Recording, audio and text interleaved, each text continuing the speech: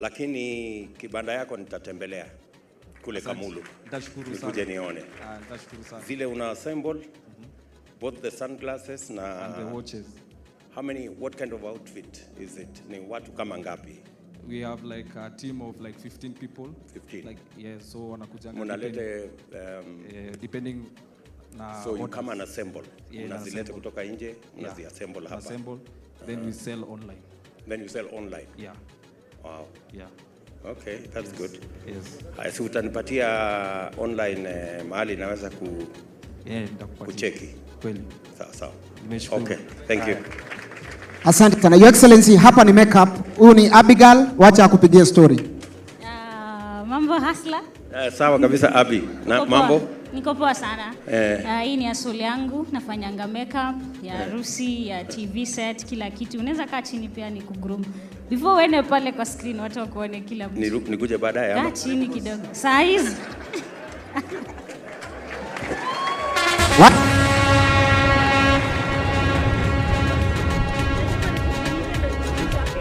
Wacha bosa pangwe wewe.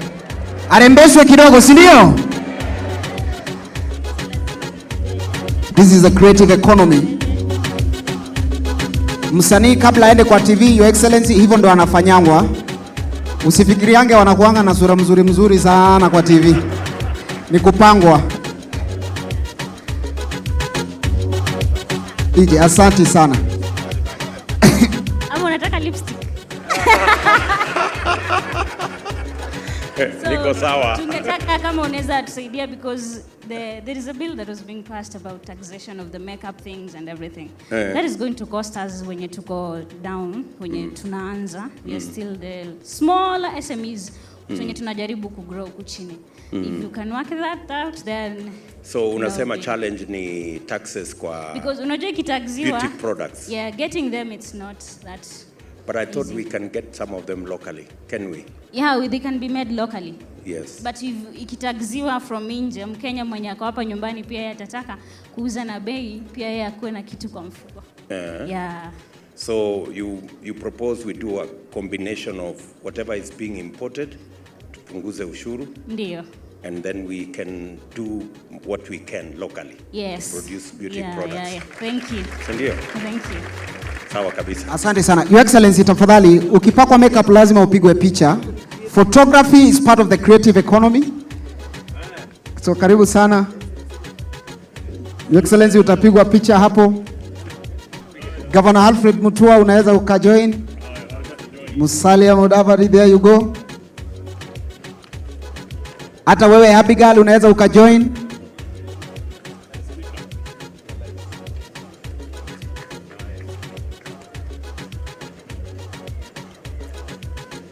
Asante sana. Thank you so much. And then we move now next to this is a film industry. Hapa sasa ndio Governor Alfred Mutua amelemea.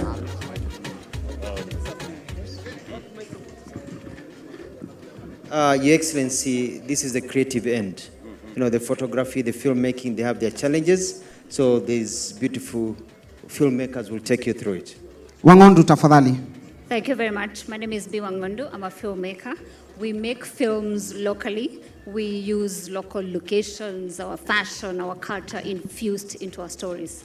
Now, my thing today, which I'd like to bring to you is, with this, your new government, are we going to have trade deals that are going to be to enable Kenya to have incentives and tax rebates that we need so that we can enable companies, international film companies working internationally to film here and be able to be an environment that's conducive so that we can compete locally and internationally. So for example, right now, productions are going to South Africa. We have the greatest weather, we have the best locations, but we can't compete with them because we can't offer any sort of percentage in terms of incentives or tax rebates. So what are you going to do for us so that then it makes sense for us at the end of the day? At the end of the day, it makes sense for us as local filmmakers when we take films, the independent films that we take to Kenyans to watch. So it's affordable even for them. Then we can make money. So we are not just making films to shelve them. So it's about money. It is really Is it- about, is it- yeah, is it's it the that economy. Pesa Mfukoni? Pesa Mfukoni. What are we do? What are we going to do So, about this? I like what I like what I'm hearing. What you're saying is, what do we do to make Kenya an attractive destination for filmmaking? You say at the moment, many people find it hard to film here. We have good weather, we have the best human capital, we have good scenery, we have culture that people can leverage to do their films. Correct. So, what are those critical things that you want removed so that we can grow our film industry? Can you tell me one or two that you think are critical? Very good question.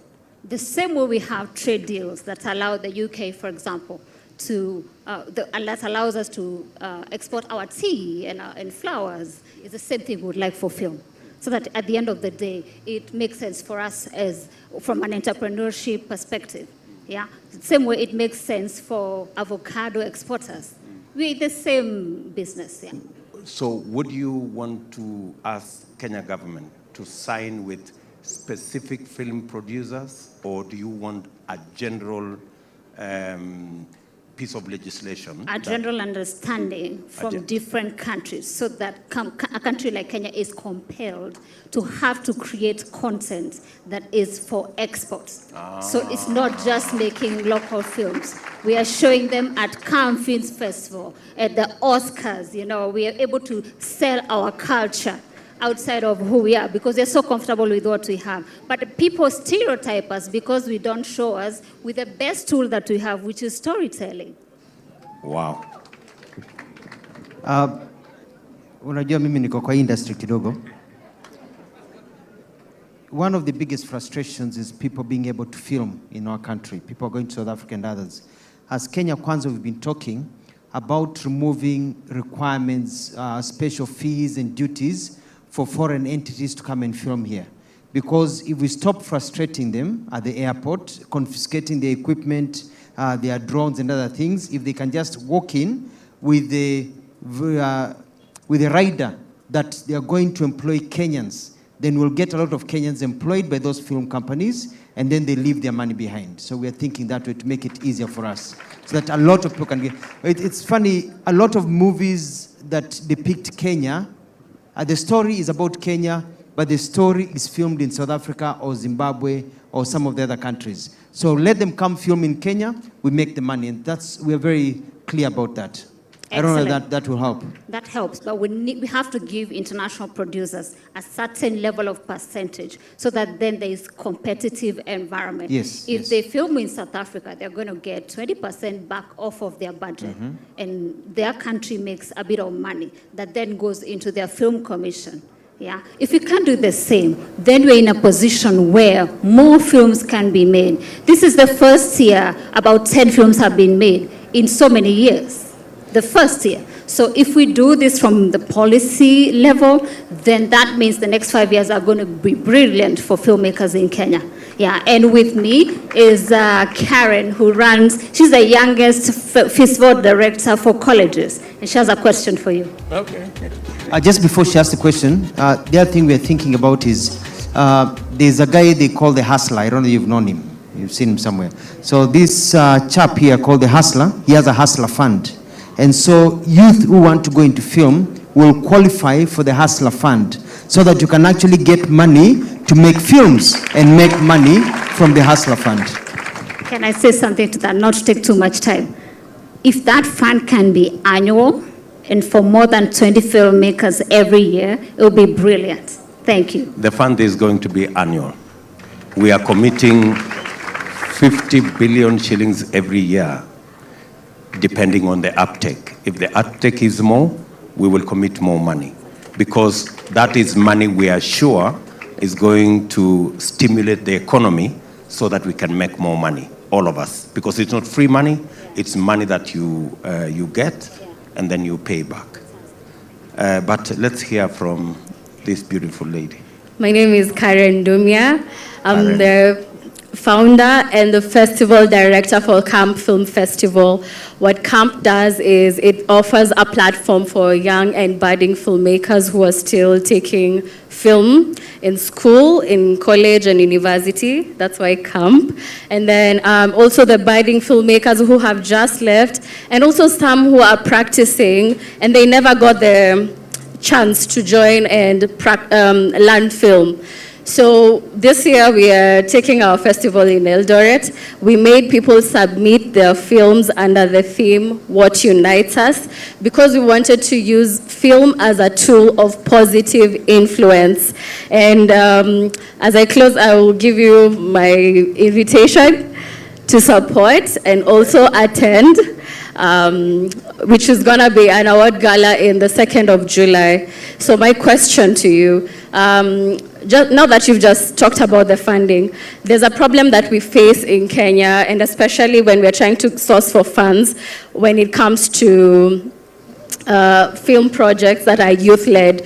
You find that the projects are not, the funding is not standardized. So B. Wangondu can go and get 5 million for a project similar to what I'll go and pitch. And I get maybe 200,000 for the similar project. What I would want to request is when you put up the fund, let it be standardized so that it's equal for everyone and everyone is able to have the same pool of resources, and there's no one person who is getting more favor than the other.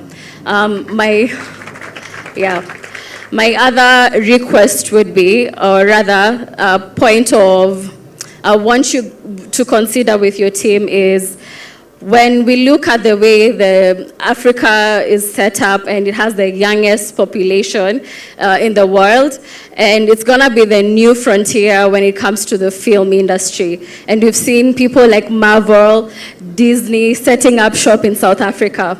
Now, with that kind of platform or opportunities coming, then that means we need a highly skilled workforce coming in or competing with the global professionals. My question to you would be, what is the skills framework that you have set up to offer young filmmakers to be able to position themselves and be ready to be global players, because we are opened up to the world and we are not competing as just, filmmaker from Machakos and another one in Kiambu. We are now at a global space. So what will you do to make sure that our young people are skilled enough to compete globally? Brilliant, brilliant.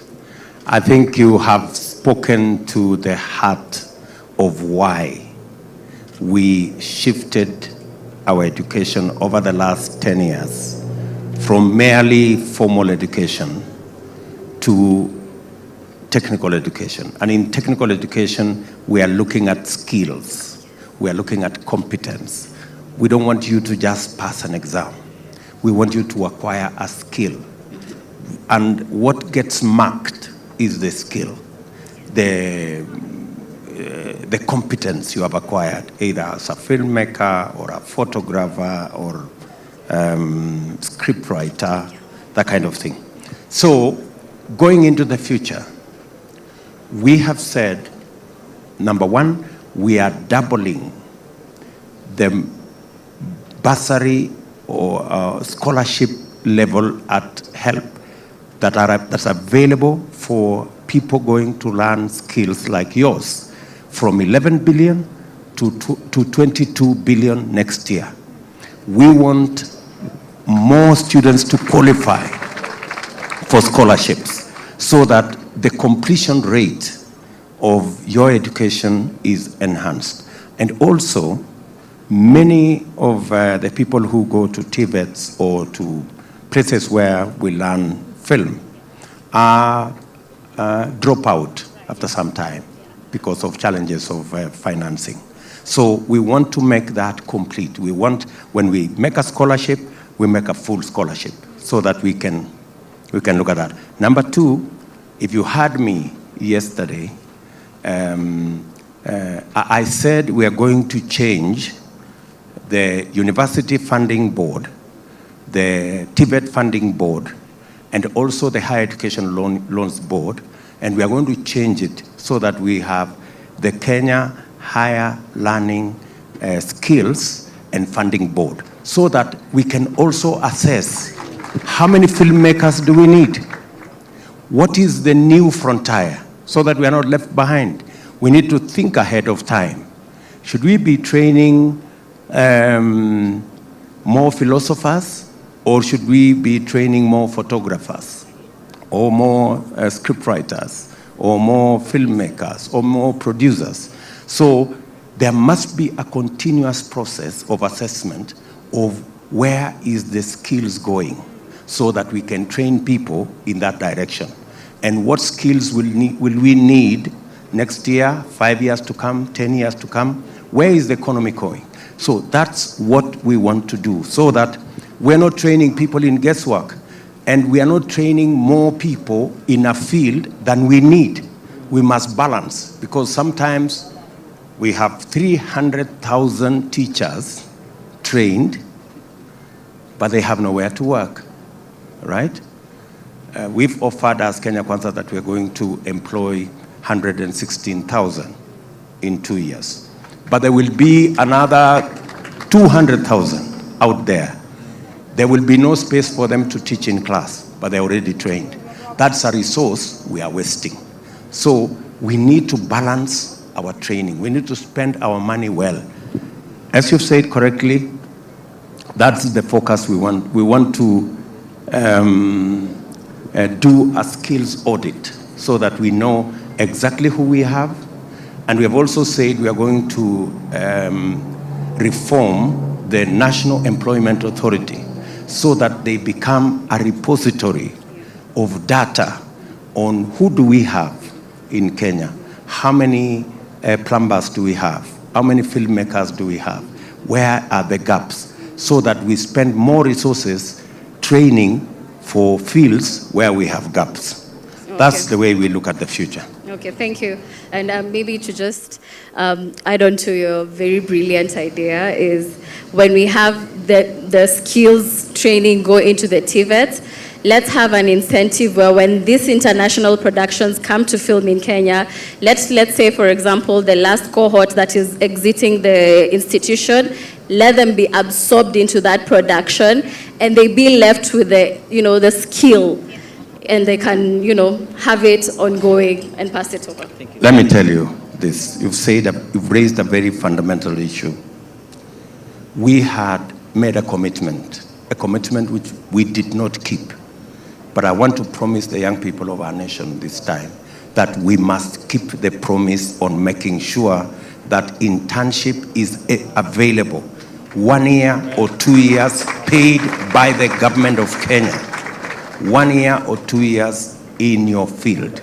If you are a filmmaker, in the film industry. If you are a teacher, in the teaching industry. So that we provide a transition, at least 2 years, where you practice what you have learned in an environment that is conducive, that actually consolidates and solidifies what you have learned. Asante sana. Thank you. You're in good hands. I'm a filmmaker, so we are going this way. Kuna mnyama anaitwa Instagram. You umeshamsikia? So we're doing an Instagram. Welcome to this our set. We are live on Instagram. Wonderful. Do you have Instagram? Are you on Instagram? I have Instagram, yes. Use the microphone. Oh, yes, I have Instagram. You have Instagram? Yes. Okay, so we're here to discuss about the digital economy. Very good. And everything that you've talked about in the lead up to this space, Yes. we use the internet for it. We use this better to have more opportunities. Already we know that about 7.7% of the GDP is contributed by the digital economy. How do you think we can make that space better? There are a couple of people who are joining us online. Yes. If you can address them right there. And the people who are on this spaces are also, Instagram content creators, Yes. digital creators. Yes. How do we make this space better for them in our William Ruto presidency? 3 things. Yes. 1, deployment of internet across the country. We know we have some spaces, we have places in Kenya that has limited access. We already have the fiber optic backbone quite across to every sub-county in the country. We will need to take that to what we are calling the last mile. We need to take it to the farthest that we can. Just the same way we're doing with electricity. Number 1. Number 2, we need also to bring learning into this space. I was having a discussion about Kenya Open University. It's possible with a Kenya Open University, we can have more students in one university, virtual university, than we have in all the universities in Kenya. It happens in many countries. So this is what digital space can do for us. It can expand the horizon of our learning. It can give opportunity to people who cannot pay huge fees. It makes education accessible and affordable. It makes people, content creators, have space without going to negotiate with newspapers and TV stations. I am a beneficiary of that space. When the TV stations have a problem with me, they give me little coverage. I have a huge following in that space, and it compensates for the unfairness of the media. So it actually democratizes the space of doing things, and it gives people latitude and options on what they can do. So young people who may not have so much capital to deploy, using Instagram, they can build their businesses. Using internet, they can learn. Using internet, they can sell. And using internet, they can upgrade their learning. Interesting. And the cost of internet is also quite expensive. What do we do about that? That is one issue we will have to deal with. There are 2 issues we will have to deal with. We will have to deal with the cost of energy, that's top on our priority list, and the cost of internet. And we will refashion, like for example, we were talking about education, that we need a special tariff on internet or electricity or water for learning institutions. I think we are going to reconfigure and say maybe in our digital hubs, you can access free internet. You can, so that we make it that much more easy for people to do business, to work, and that kind of thing. So,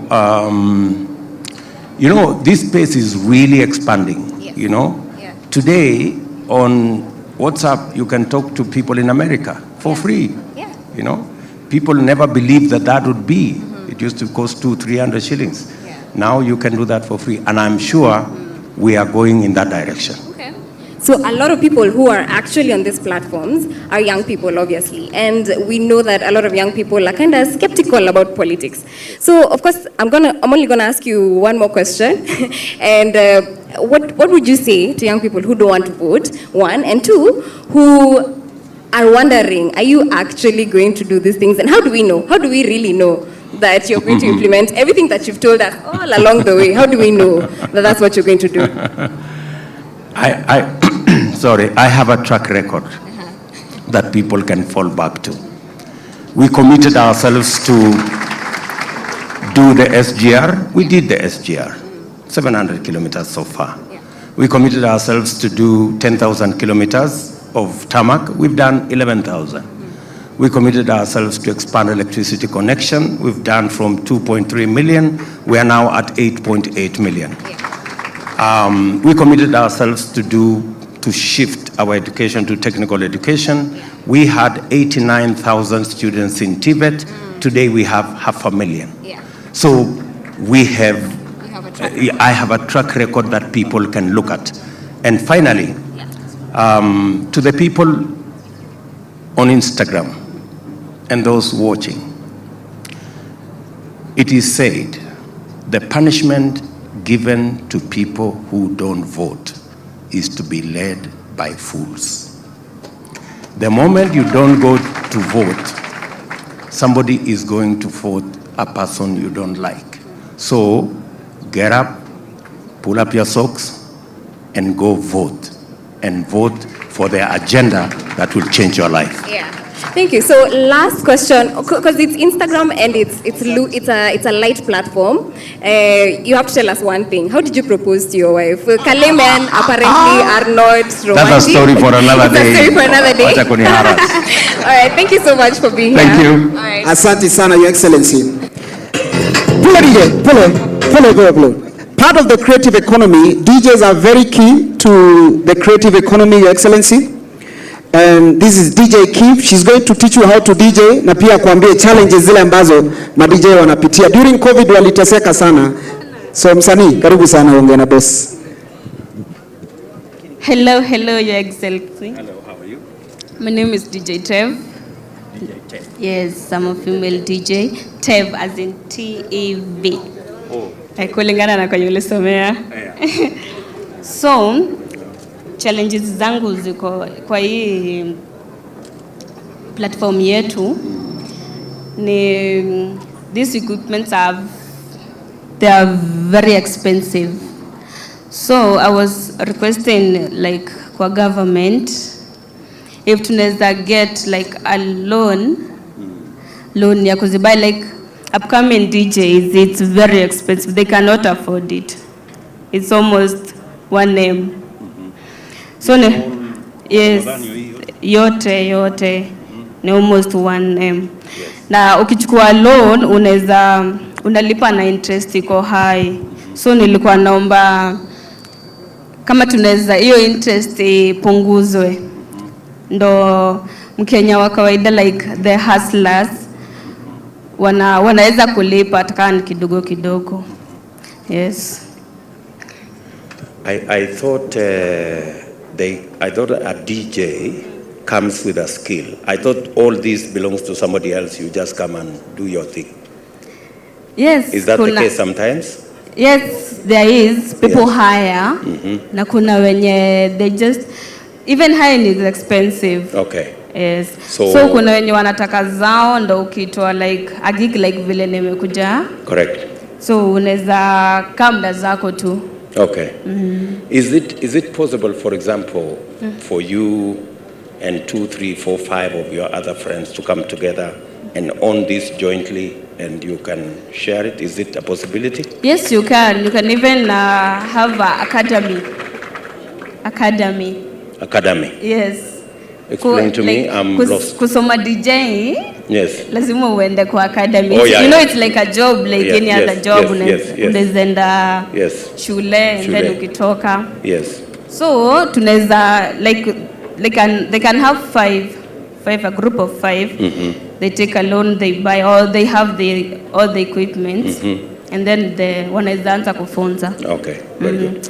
So maybe what we will do, Tev, DJ Tev. Yes. Okay, sorry. It's okay. Is twofold.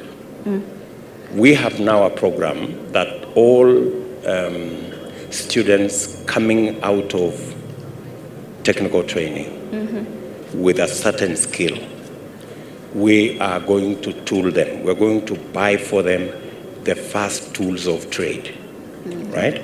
So maybe we will need to see where, like for example, if somebody has trained as a plumber, we want to have it that when they finish their course, there will be a minimum kitty that they get out of college with. If they are an electrician, there will be a minimum kitty that they can get out with and begin working next day.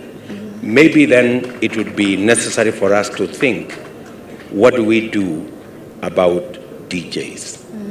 What do we do? So that thing is a conversation we can have and see how that can go forward. Yes, thank Sawa. you. Thank you. Asante sana. And you need to dance. Simama tu hapo. Funza mdosi ku DJ. Pulo. Afunza mdosi ku DJ kidogo, si ndio? Onyesha mdosi ku DJ vile unaifanya. Twende kazi.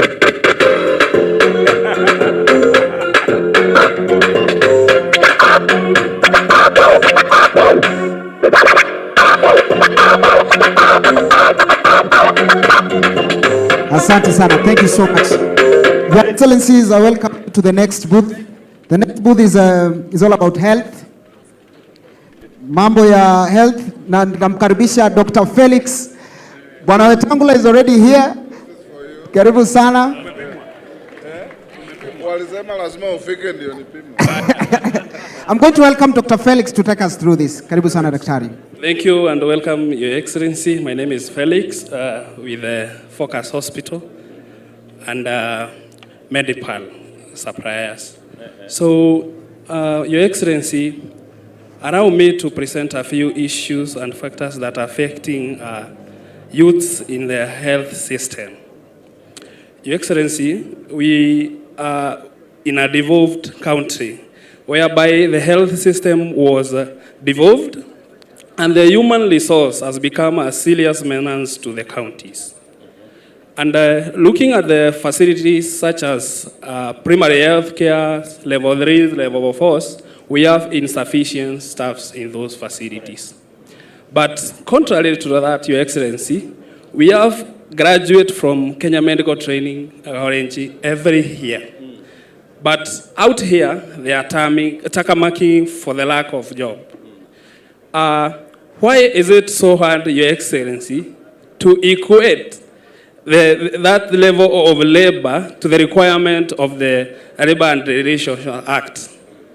So we believe that your government, Your Excellency, will factor in that. Go to the mashinani, Your Excellency, in a dispensary you'll find one nurse, one medical lab officer, and no clinician. So meaning access to health care in that facility is so minimum. We request that once you take a government, because we believe you are doing that, please consider equipping those facilities. Then second thing is access to health care in the devolved units. You see, Your Excellency, access to commodities that give the service has become a menace. I want to say cartels have come in. We have seen it here and there. I don't want to quote, but we have people who have expressed the prices of different commodities for their own interest. We believe that a youth leadership that directly answerable to you and to the minister in charge will be able to handle this menace. So give us those opportunities. Ama youths munasemaje? Give us those opportunities. Wamepea wakubwa wetu, Your Excellency, pesa umejua imepotea, Your Excellency. Then out here, Your Excellency, we have some very learned colleagues of ours. We produce the best specialists in Kenya. But what is happening today is that once we do that development, they are all exported. Most of them have moved to Canada. Most of them have gone to America. And it is simply because they are getting better terms and payment. I will request you, or we will request you, once you have government, Your Excellency, please consider a good enumeration for the healthcare workers. And that will work to even promote and motivate the healthcare worker, Your Excellency. Then in the last bit, Your Excellency, utilization of information management systems in the healthcare system has not been fully implemented because, kusema kweli, Your Excellency, sitakuja kuambia His Excellency Musalia aniweke all details kwa computer, anipatie result, crack the patient with the same system. But that with a youth leader in such a system will work seamlessly. So we need to embrace an integrated health information management system that directly reports to the national levels and the WHO, for example. And that can only be done by a youth. That's why we are here, Your Excellency. Thank you very much. Thank you very much, Felix. You're spot on. In fact, today we were having a conversation with health professionals. And we have all agreed that if there is one field that requires a bottom-up intervention, it is in health. That today we need, if the dispensary is working, if the health center is working, it's the only way the referral hospitals can work. Because there is no doctor, there is no health professional in the dispensary, there is congestion in the referral.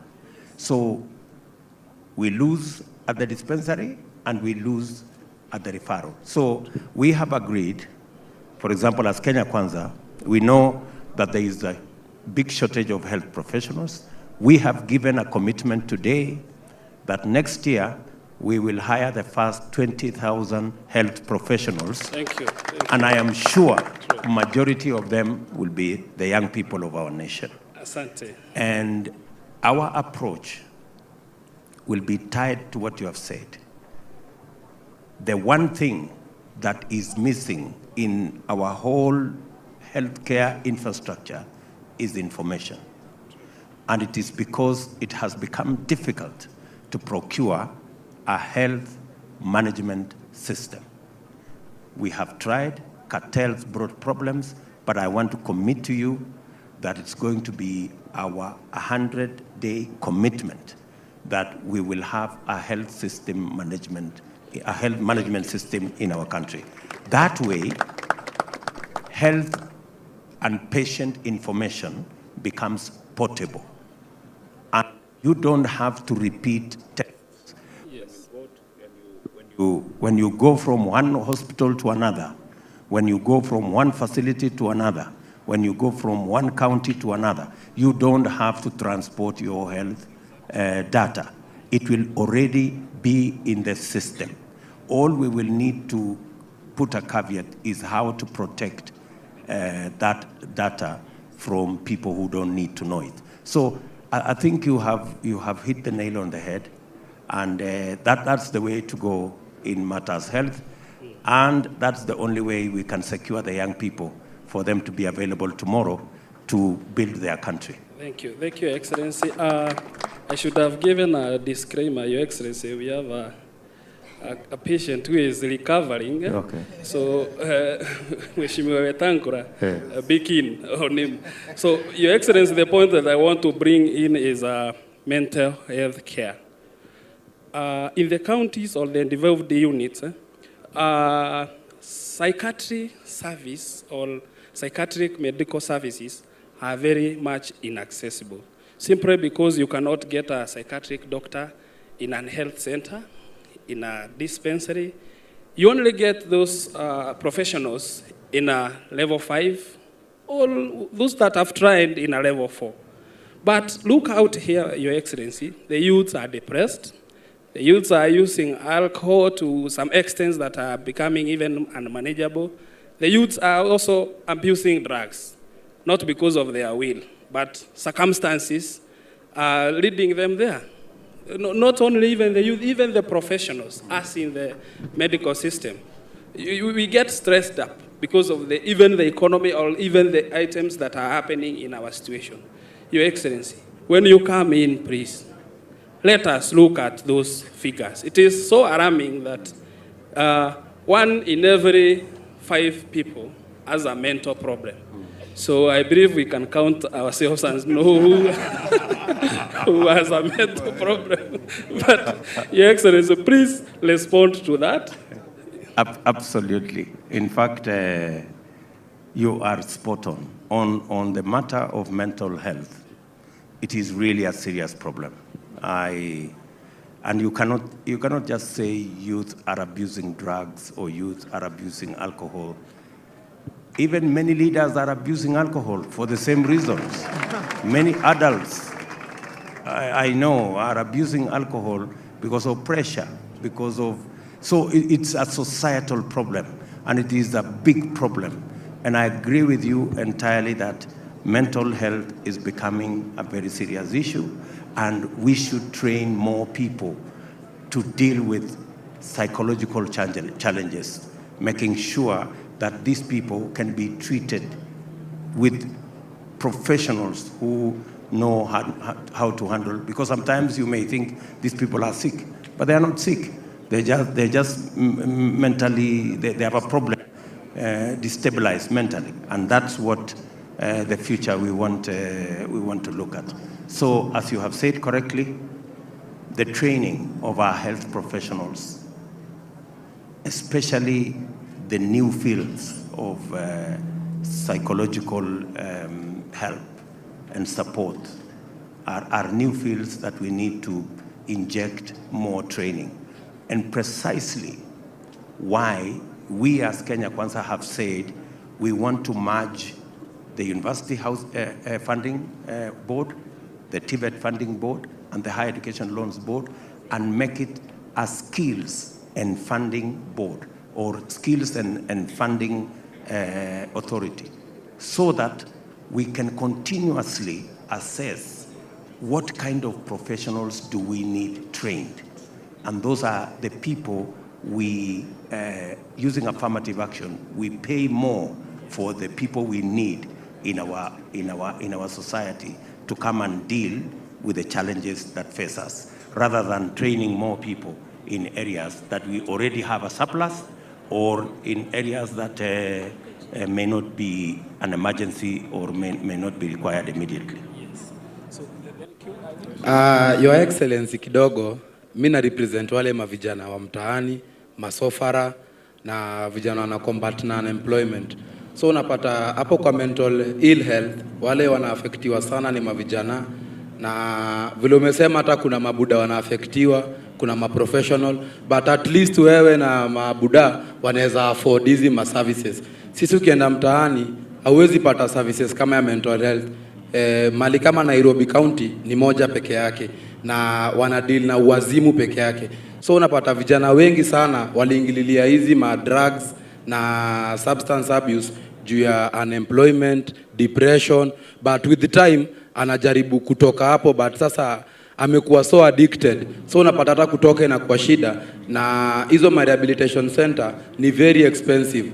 So unapata hao mahasla wa chini na masafara juu hata vile wako unemployed hawana hata hizi NHIF. So unapata hata kusaidika kwa hizi maosi ni ngumu. Unapata vijana wengi sana wanajiua, wanacommit ma crime juu ya hakuna mtu anawasikiza. So mimi ningependa tu kuuliza Your Excellency, juu sisi tunakufa na Hustler Nation kama vijana, ni mpango gani iko nyeme utatusaidia sisi kama mayouth tupigane na hii mental illness, juu hata hizi mahosia tuwezi zifikia mkubwa?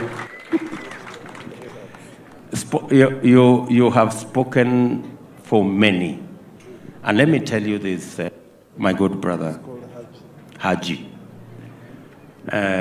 Na huyu Haji namjua kutoka mbali. Tumekutana mahali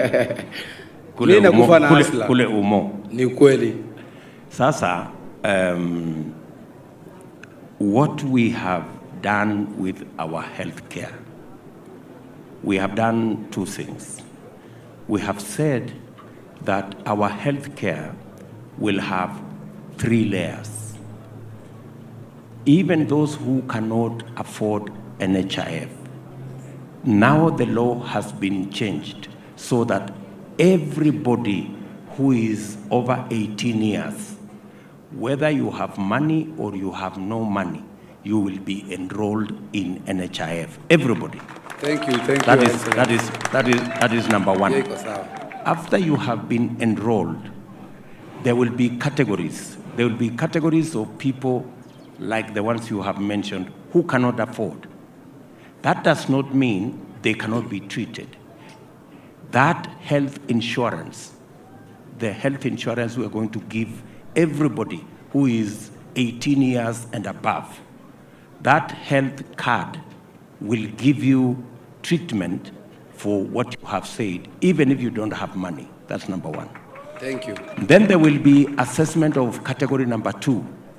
The people who now pay 500.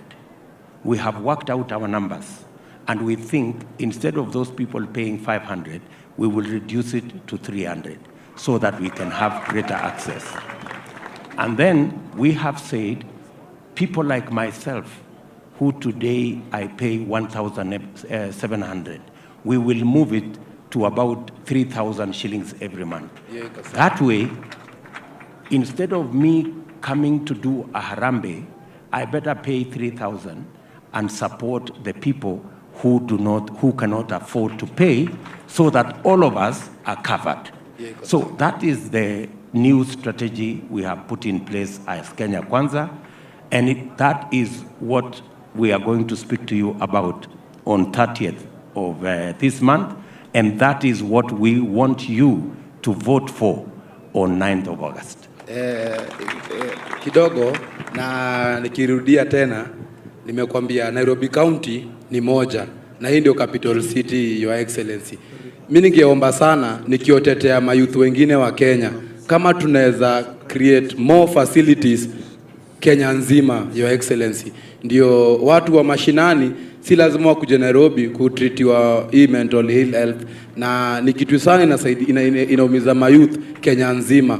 Utapata causes ya mental illness, ile main kabisa, Your Excellency, ni unemployment, na unemployment iko each and every part of Kenya. So ukijenga hizi facility, si tungeomba sana we spread all over the 47 counties, ndio hata wale vijana wako mashinani wapate services kama hizi, Your Excellency.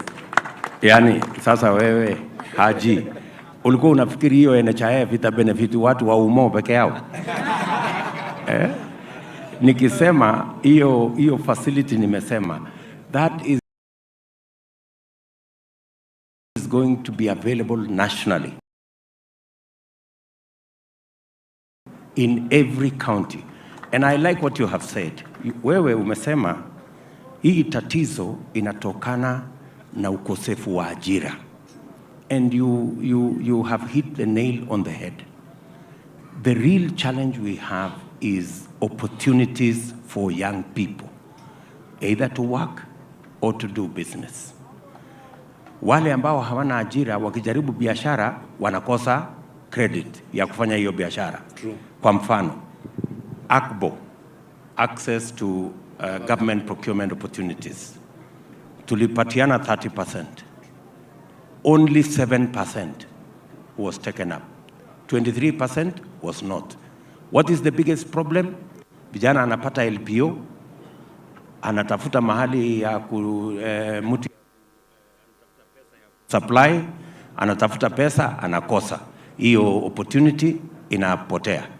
Tumesema, wewe kijana sasa ukiwa na LPO, just LPO, tutakupatia pesa kutoka Hustler Fund, usupply hiyo LPO bila ya kukuuliza maswali ingine. You don't need anything else apart from the LPO, kwa sababu LPO inatoka a government entity, na tutakupatia pesa ya kusupply kutokea hapo sasa, to make sure you have been paid, and there you make your markup, and we will enforce to make sure it is not 7% as it is now, it is 30% as is provided for in the law. Tunaelewana? Iko sawa kabisa. Alafu tumesema vile vile, kwa sababu ya ajira, na hiyo ndio conversation ya hii uchaguzi. Ajira is going to be the conversation of this election. Uchumi is going to be the conversation of this election. Kwa nini tunasema uchumi? Uchumi tukishughulikia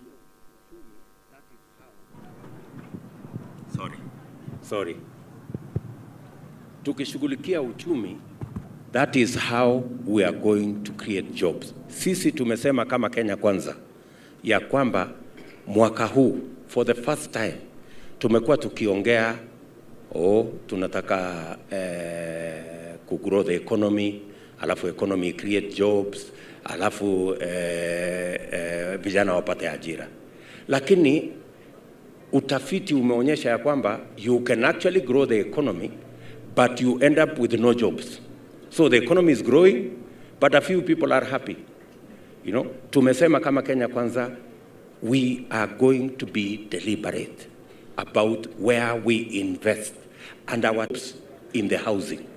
That is what we were looking for. So as Kenya Kwanza, we are going to focus on investing in infrastructure, in value addition of all the products that we produce, in agro-processing, in the Juakali sector, in manufacturing, in industrialization, in areas that will create jobs for our young people. That is our target, so that we can lift many young people from where they are today. And we are going to work with numbers. When we say we want to do 100,000 houses in Nairobi, because that is where the shortage is, we are saying we want to hire at least 500,000 young people in Nairobi alone. And that's going to be county by county. And that is why we are shifting our education to TVET, so that we can produce the manpower to run our industrialization, our manufacturing, our housing agenda. And we are going to be deliberate. Are we together, Haj? Asante sana. Thank you so much, Your Excellency. I know you guys have so many other questions, but we have to move on to the next booth. Kuna zawadi anapewa hapa maridadi sana. Thank you so much. Thank you so much. Your Excellency, we can move to the next booth. The next booth is about sports. Hii ni njia moja vijana tunatumia kukosa kujihusisha na hizo miadarati. Hawa ni vijana wa Islando unaona hapa. Hii ni boxing ring. Your Excellency, uko safe. Uko safe. Wapi makofi ya mdosi anapoingia kukabiliana na machampion? All right. Thank you so much. So, Your Excellency, this guy here is called Oscar. He's not a boxer, lakini yeye ni juggler. Yeye umeka living kucheza na hiyo ball tu hivyo mdosi. Hivyo tu. Umse ameenda mpaka Ukraine before anze maneno. Huyu ni mtu mnoma. Ladies and gentlemen, make some noise for Oscar.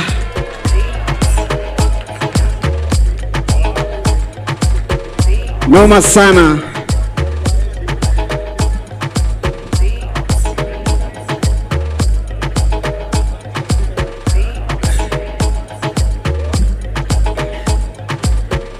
Karibu sana. Sijui kama Your Excellencies mutajaribu. Wewe. Anaitwa Oscar from Islands.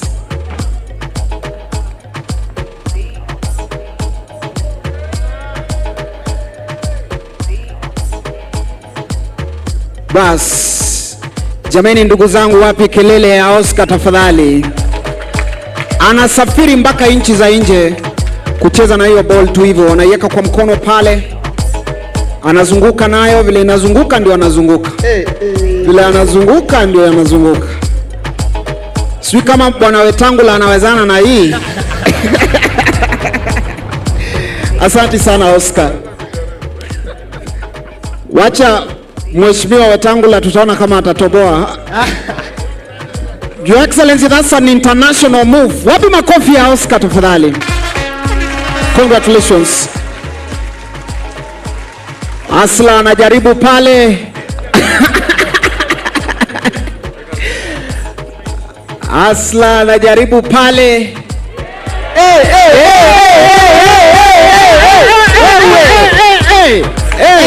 Noma sana. Thank you so much. Bruce Sports, tuko na Mike hapa ambaye atatuambia mambo ya boxing and what they do mtaani. Kumbuka hii ni kikosi ambayo imekuwa mentored na Swag Master mwenyewe. Pigieni Mheshimiwa wa Embakasi makofi tafadhali. MP Theuri, thank you so much. Karibu sana Mike utuambie. His Excellency sir, na wasalimu nyote. Welcome to our world of sports. Mimi kwa majina naitwa Mike Mongai, coach wa boxing, team manager Nairobi County wa boxing. Matters to do the boxing. So sisi hapa tumeset stage kidogo ya boxing.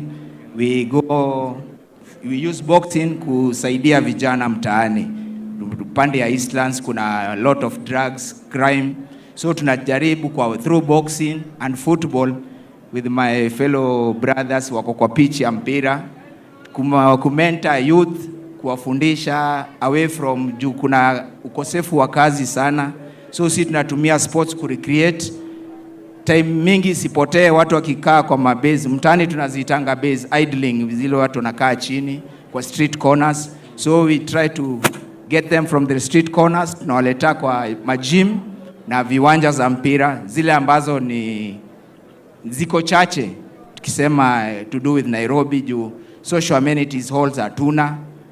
Saa ingine tuna train tu kwa open fields, kwa viwanja ambao si advisable in this sport of boxing na karate, but football inakubalika nje, na pia huko nje viwanja ni nadra, hakuna mingi za kwa estates. So hata kukuja kuperform hapa Nyayo Stadium mpira ama na kuanga ni shida, lazima tukue na pesa, na vijana ukiwaitisha pesa wengine wataenda kwa crime. So we try our level best through our fadhili kidogo. Tuko na lovers of boxing, kwanza tunafurahia young team ya Kenya kwanza. Tuko na Sakaja hapa amekuwa kitu support, MP George Theuri boxer amekuwa kitusaidia juu shida ile tuko nayo mingi ni equipment ambazo ni gloves, uniform, punching bags. Hata hii set ya ring saa ingine ina need tunahaya kwa sababu zinakosa, wale wako nayo ni jeshi peke yake na police. So hizi local clubs, yani raia kupata kitu kama hii inakuwa ni ngumu. Tungeomba tu in your incoming government, na naamini juu nyinyi you are young, mnaelewa shida za vijana, mtatushika mkono. Hizi halls ambayo siku hizi ile county ya kitambo imetunyang'anya hizi halls, tuna train kwa hired halls, mtaturudisha through Sakaja kwa hizo halls juu ziko walichoose kupatia kama kanisa. So sisi tunapata shida, hatupati mahali ya kutrain. Inakuwa saa ingine tukienda kutrain tunaambiwa kuna mkutano ya kanisa, ama zingine zimekuwa hired kwa shule. So tungeomba tu in your government mtatu consider on that part. Na leo sijui ama utafanya display ya boxing kidogo na Sakaja wetu. Juzi tunamuitanga Sakaja wetu ni mkubwa. Sakaja atalimo hakuna haja. Yeah. Hiyo tu ndio tungeomba kama vijana juu e-sport pia ina pay. These clubs ama from these fields, vijana wanaandikwa kazi. Kuna vijana wameandikwa jeshi, wengine wameandikwa police. Juu hizo tu ndio zile shirika zina consider sports. Kwa sawa. Na ni hayo tu kwa sai ndio time. This boxing ring, because hii tulinunuliwa kitambo na Ebo MP George Theuri. That time it was like 2014. It was around 3 million. So at current cost for now, maybe if we get local, juu hata mahasla ni mawelda, wakinunuliwa hizi machuma na measurements, wapate support from your government, watazitengeza local, si lazima tuende nje kupata vitu kama hizi. Asante sana coach Mike. Coach Mungai, asante sana. Sasa mimi nataka nikuambie hivi. The whole sports space tulisema hivi 2014, 2015 tulitengeneza sheria ambayo inatengeneza fund inaitwa Arts and Sports Fund. Hiyo fund imekuwa na karibu shilingi bilioni 30. Lakini wale waliwekwa kule ndani hawakufocus kwa sports. Pesa nyingi, hiyo pesa nyingi ilienda kwingine. Ilienda kwa mambo ya brick and mortar tena. Na tulikuwa tunatengeneza hiyo fund specifically kushughulikia wachezaji na sportsmen and women kama wewe. Mimi nataka nikueleze ya kwamba tatizo ya hiyo fund ni kwamba ile board iko pale ni board ambayo haina kuelewa. Unakumbuka hiyo board ndio ule my predecessor Mudi Awori alikuwa ameweka kwa hiyo board. Ndio watu wakalete noma, ikalete noma hivi. So hiyo board tutaibadilisha na tuweke vijana ambao wanaelewa mambo haya ya sports. Na mimi nataka nifanye commitment kwa watu wote ambao ni watu wako kwa creative industry, watu wako katika sports industry, ya kwamba hiyo fund kila mwaka the whole of it itaenda kwa mambo ya sports, kama vile sports infrastructure kama hii hapa, sports stadia, sports ile mambo yote ambayo itasaidia sports. Hatutapeleka kwingine mahali saa hizi imepelekwa. Saa hizi imepelekwa kwenda kutengeneza hospitali. Hospitali tutajenga na pesa ya serikali, lakini hii tutaweka katika fund ambayo itafaidi watu sportsmen kama wewe, coach kama wewe, muweze kupata vifaa kama hizi na kuwe na progressive investment katika hiyo mambo yote ya sports infrastructure. Tuwe na stadium. Watu wamekuwa wakiniuliza sana mambo ya stadium. Ile stadium tulikuwa tumesema 11, sasa 80% imeisha. Yeah? Lakini mimi nataka, I want to give a commitment to our sportsmen and women and the people in the creative industry that going forward, the Arts and Sports Fund will be dedicated to building sports and arts infrastructure only. We are not going to commit it to do anything else as has been done in the past. And we are going to put there people who understand the priorities in matters creative industry and matters sports and culture. So we're going to put our resources there. Asante sana. sana. Boss. Asante sana. Tafadhali wapi makofi ya boss rate tafadhali. Thank you so much. Hatutaki Sakaja utapigwa, utachapwa earthquake my friend. Thank you so much. I'm going to ask your excellencies. We go back to Gumzo where we started so that we can continue the program. Thank you so much. Okay, wacha boss apige moja hapa. There you go. Bro, ukijaribu kuleta zau. Coach kuleta za ufala. Iko. Left, iko. Wapi kelele wewe? Asante sana. I think your excellencies now. Sakaja nafikiri anataka kurusha mbili. Tumemaliza. Asante sana. Let's go back to Gumzo. Asante sana. Hapo ndio mahali tulianzia. Your Excellency, vitu zote hatungeweza kudiscuss. Kwa hivyo pale Gumzo ndio tutaongelelea zile biashara zingine zote, all the other ideas za vijana. One more time ndugu zangu, wapi makofi ya mdosi tafadhali for taking time to listen. And Your Excellency, kuna kitu ulisahau. Your Excellency, kuna zawadi yako ulisahau hapa. Your Excellency, kabla nikupatie t-shirt tafadhali, I have a question. Kwa majina naitwa Aisha Said Ibrahim na niligraduate last year from Kenyatta University and I was also a student leader. In as much as nasimama MCA Makina Ward in Kibra constituency na UDA, I also represent young people na students. Nimefurahi umemention story ya paid internship, Your Excellency. But mdosi wako alituahidi na hakutimiza story ya paid internship. So ningependa kuuliza on behalf of other young people. Tunajua wewe ni you have excellent track record. Na sasa tuningependa kujua hiyo paid internship itakuwaje reality kwa serikali ya Hasla? Ni deni ambayo hatukulipa, and that is why Waswahili wanasema ahadi ni deni, na hiyo ndio deni mimi nataka nilipe. This time round I must pay that debt to the young people of our nation. Thank you so much. Thank you, Your Excellency. Asante.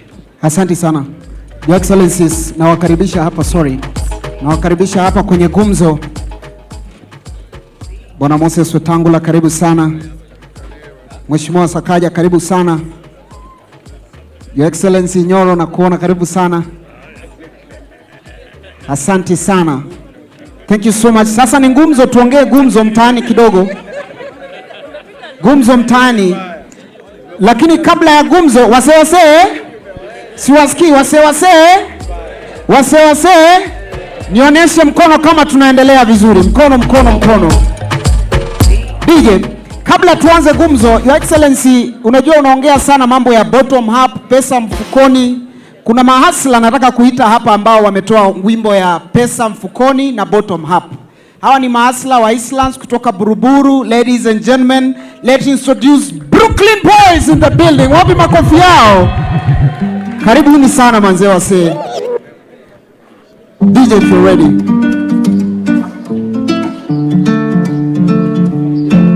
Hawa Mason. Cheki kwa nini kesho? Show. Cheki 5-8. Show. Kwa nini kesho? Show. 8. Show. Cheki. Show. Tulikuwa dream kutoka kwa block. Yani to get rich. Tomoke short. Nikilala moja maisha yangu kwa mkono ya God. Nimkumbuke when I'm gone. Mwendele kuplay wa songs. Eje na Emra duo. Tulikuwa dream kutoka kwa block. Yani to get rich. Tomoke short. Nikilala moja maisha yangu kwa mkono ya God. Nimkumbuke when I'm gone. Mwendele kuplay wa songs. Eje na Emra duo. Sasa nalipa coach nikipula up na rifle. Sasa tuna fumble. Watu wao wanachikonneti kama ma-idol. Wanatupenda juu tunaenda viral. Nilikuwa kwa mood mbaya nikaseti kishash nikakuwa idol. Kwa ground mambo ni nare. Maboy wanafaa reform. Lakini ota reform maja na shaji wa ganji toka na dom. Niko safe niko fit hizi zone. Dozisho venye we ni mrong. Kama ni chambogi mshiwa niko na watu strong. Hizi streets zinataka kwa mpole man. Yo ama utapangwa. Pressure kwa seke na makun. Huku east ama tamangwa. Pereka huko kitani. Tajali au talambwa. Mkono zimetight msema ni try. Hata ganda twende skia. Tulikuwa na dream ya kutoka kwa block. Yani to get rich. Tomoke short. Nikilala moja maisha yangu kwa mkono ya God. Na nikumbuke when I'm gone. Mwendele kuplay wa songs. Eje na Emra duo. Tulikuwa na dream ya kutoka kwa block. Yani to get rich. Tomoke short. Nikilala moja maisha yangu kwa mkono ya God. Na nikumbuke when I'm gone. Mwendele kuplay wa songs. Eje na Emra duo. Champ na mina daizoma trophy. Na kauna omakanji man. Mina daizoma trophy. Niko kwa office. Mini gatu na rock makoti. Yes you will trust my naughty. Maisha yangu na chiasa godi. Floni yake ya majabu na hii beat ni choppy. People you set my trend na you set my subject na nimerock my blue fam. Chini ni red carpet. My fans wanna appreciate talent. Hadi day wata blow your trumpet. Shash ito joko challenge. Mina the king close your curtain. Na missy them my ops. Watch your fella na draw your pattern. Who days you run my ops now. Less than ni suckers. Looking boss you let the fracas. Come on drill. Close your chapter. Take the show. Tulikuwa na dream ya kutoka kwa block. Yani to get rich. Tomoke short. Nikilala moja maisha yangu kwa mkono ya God. Na nikumbuke when I'm gone. Mwendele kuplay wa songs. Eje na Emra duo. Tulikuwa na dream ya kutoka kwa block. Yani to get rich. Tomoke short. Nikilala moja maisha yangu kwa mkono ya God. Na nikumbuke when I'm gone. Mwendele kuplay wa songs. Eje na Emra duo strong. Kwa nini kesho? Kwa nini kesho? Kwa nini? Si kesho. Si tunaitwa Brooklyn Boys na tunatoka Buru. Na si ni mavijana wa young sana na tuko na dream ya kutoka kwa block. Man, yani kila mtu ako na dream ya kutoka kwa block ama kila youth ako hapa hivi najua ako na dream ya kutoka kwa block. Kila msana data kwa street wa home kutoka home kitu kwa hiyo kutoka kwa block dream ni ya kutoka kwa block bottom up kwa dedication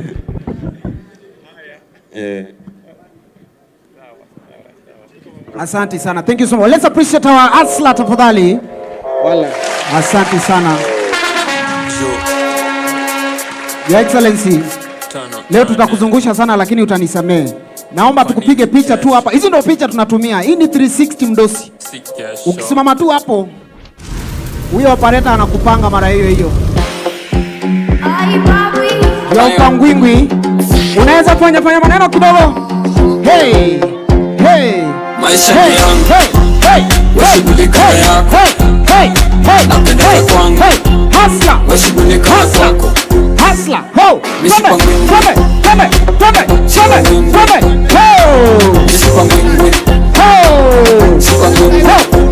All right. Asante sana DJ. Leo tutakupanga mdosi kidogo tu. Wapi makofi ya mdosi Rema Nzejo tafadhali?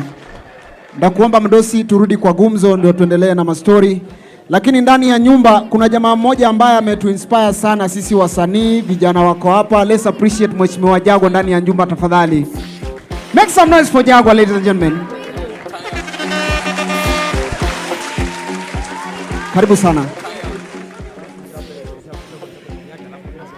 Okay. Asante sana. Wangeshi, ningependa utupeleke na mtaratara ya hii gumzo. We're going to have 2 questions.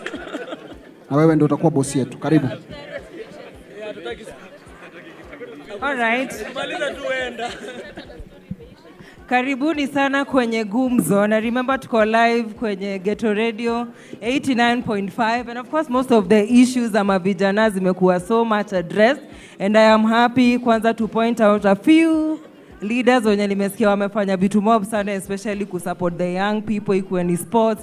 Nimesikia Theuri hapo ametajwa, Sakaja and all those people wenye wanafanya vitu mob sana kusupport the young people. And I am happy also that tuko na leadership ya Kenya Kwanza Coalition, and the people seated right here ni wase wana represent issues mob sana za mavijana, and I'll be giving most of them a chance. Kila mtu atakuwa anauliza swali. Gonna make it so brief because issues mob zimekuwa addressed huko, kama ni wase wa biashara ndogo ndogo, issues zimekuwa addressed pale, you know, and what Kenya Kwanza Coalition wana plan kusaidia wase wa biashara ndogo ndogo. So I'll shoot the question so fast to my people mwenye wako panel iko huku nyuma.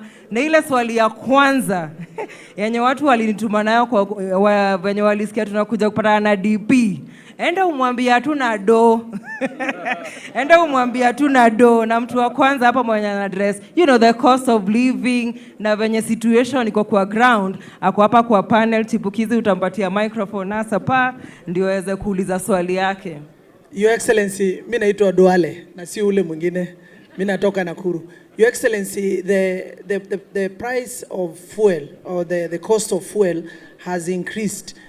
The price of fuel has increased, that has make it and there's no subsidy for fuel. So, and that's making it the life of young people very hard, and it may increase peer cost of living. So we are asking, what is one thing that your government or Kenya Kwanza they're going to do about the price of fuel, and why there is no subsidy of fuel? Thank you. Asante sana Duale.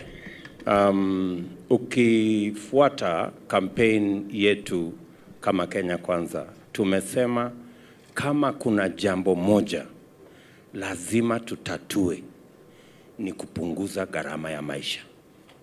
Hiyo hatuna lingine, hatuna la ziada na si tafadhali. Hiyo ni lazima, kwa sababu wase wengi wanalala njaa. Gharama ya bei ya unga sasa, in 2018 kabla ya handshake unga ilikuwa 75. Saa hizi ni 230. Unaona boss? Haya. Bei ya mafuta ndio hiyo, bei ya petroli umesema ndio hiyo, na lazima, na watu wasiseme ya kwamba there is nothing that can be done. There are interventions that can be done. The reason why bei ya chakula imepanda katika taifa letu la Kenya is because we dropped the ball. Katika ile mpango tulikuwa nayo ya Big Four, one of the Big Four pillars was agriculture and food security. It was actually food security and nutrition. Lakini pale tulikuwa na commitment ya subsidy ya fertilizer ya wakulima. Hiyo subsidy iliondolewa, kumaanisha fertilizer ile tulikuwa tunanunua shilingi 2,000 sasa iko shilingi 6,500. Wale wakulima wakakwama, so price ya production ikaenda juu, na price ya production ikienda juu, price ya the final product inaenda juu. Mimi nataka niwahakikishie watu wa Kenya, hasa vijana wa Kenya who are the majority at the bottom of the pyramid, that immediately we will reinstate the fertilizer subsidy, number 1. We will, number 2, make sure that we have quality, affordable seeds. Number 3, tumetengeneza a revolving fund yenye tutapatia wakulima 2,000,000. 2 million farmers, we're going to give them farm inputs. Wakulima 2,000,000 tutawapatia pembejeo so that they can produce not just enough for them to eat, but they can produce a surplus and make sure that we have food in our country. Hiyo mpango yetu, it will cost us 30 billion. Na hiyo 30 billion is going to be a revolving fund, iko na pesa yenye tutaweka hukule ndani, na tumesema pia tutakuwa na extension services. We are going to factor in extension services. Hiyo program yetu yote ita cost 50 billion. Wakulima 2,000,000. Wale tunashindana na wao, umesikia wakisema hata na wao watalipa watu 2,000,000 handout. Na hiyo handout itakuwa 145 billion. We are going to use less than half to do twice what they want to do. Na hiyo ndio tofauti kati yetu na wao, because they haven't thought through what they are saying. We have thought through what we are saying. Katika Kenya Kwanza tuko na professionals, economists, agricultural economists karibu 200 wamekuwa wakiketi for the last 1 year wakipanga vile tukiingia kwa serikali tutabadilisha mambo ya cost of living, kwa sababu hapo kila mtu anaumia. Na nimesema, na ni ukweli, matatizo saa zingine tusiwalaumu wale wengine. Unajua, kama hujawahi kulala njaa siku moja, huwezi kujua kulala njaa ni nini. So sometimes we cannot blame our competitors. They have never slept hungry, so they don't know what it is to sleep hungry. Even the conversation we are having now, kwamba bei ya unga imepanda, they cannot participate because it doesn't register to them. Shida iko wapi, according to many of them. So that is why we are saying tunatengeneza serikali ya mahasla mwaka huu yenye inaelewa lugha ya mwananchi wa kawaida. Asante, over to you Angeshi. All right, thank you very much, His Excellency William Ruto. And while we are there, si unaona ule jamaa aliniuzia mahindi pale? Yeah. Ule mahindi choma, na hiyo mahindi choma ilikuwa tamu sana, lakini sasa sikupata nafasi ya kuimanya. Lakini sasa huyo sasa ile mahindi ilikuwa 10 bob, sasa ni 50. Ala. And of course you can follow the conversation online. Of course, #tunatumia ni freedom. Chipukizi? Freedom is coming. Freedom is coming. Of course, I'll be directing all the questions to the various leaders when you wako hapo wamekaa kwenye panel, but there's something else that somebody in this panel alikuwa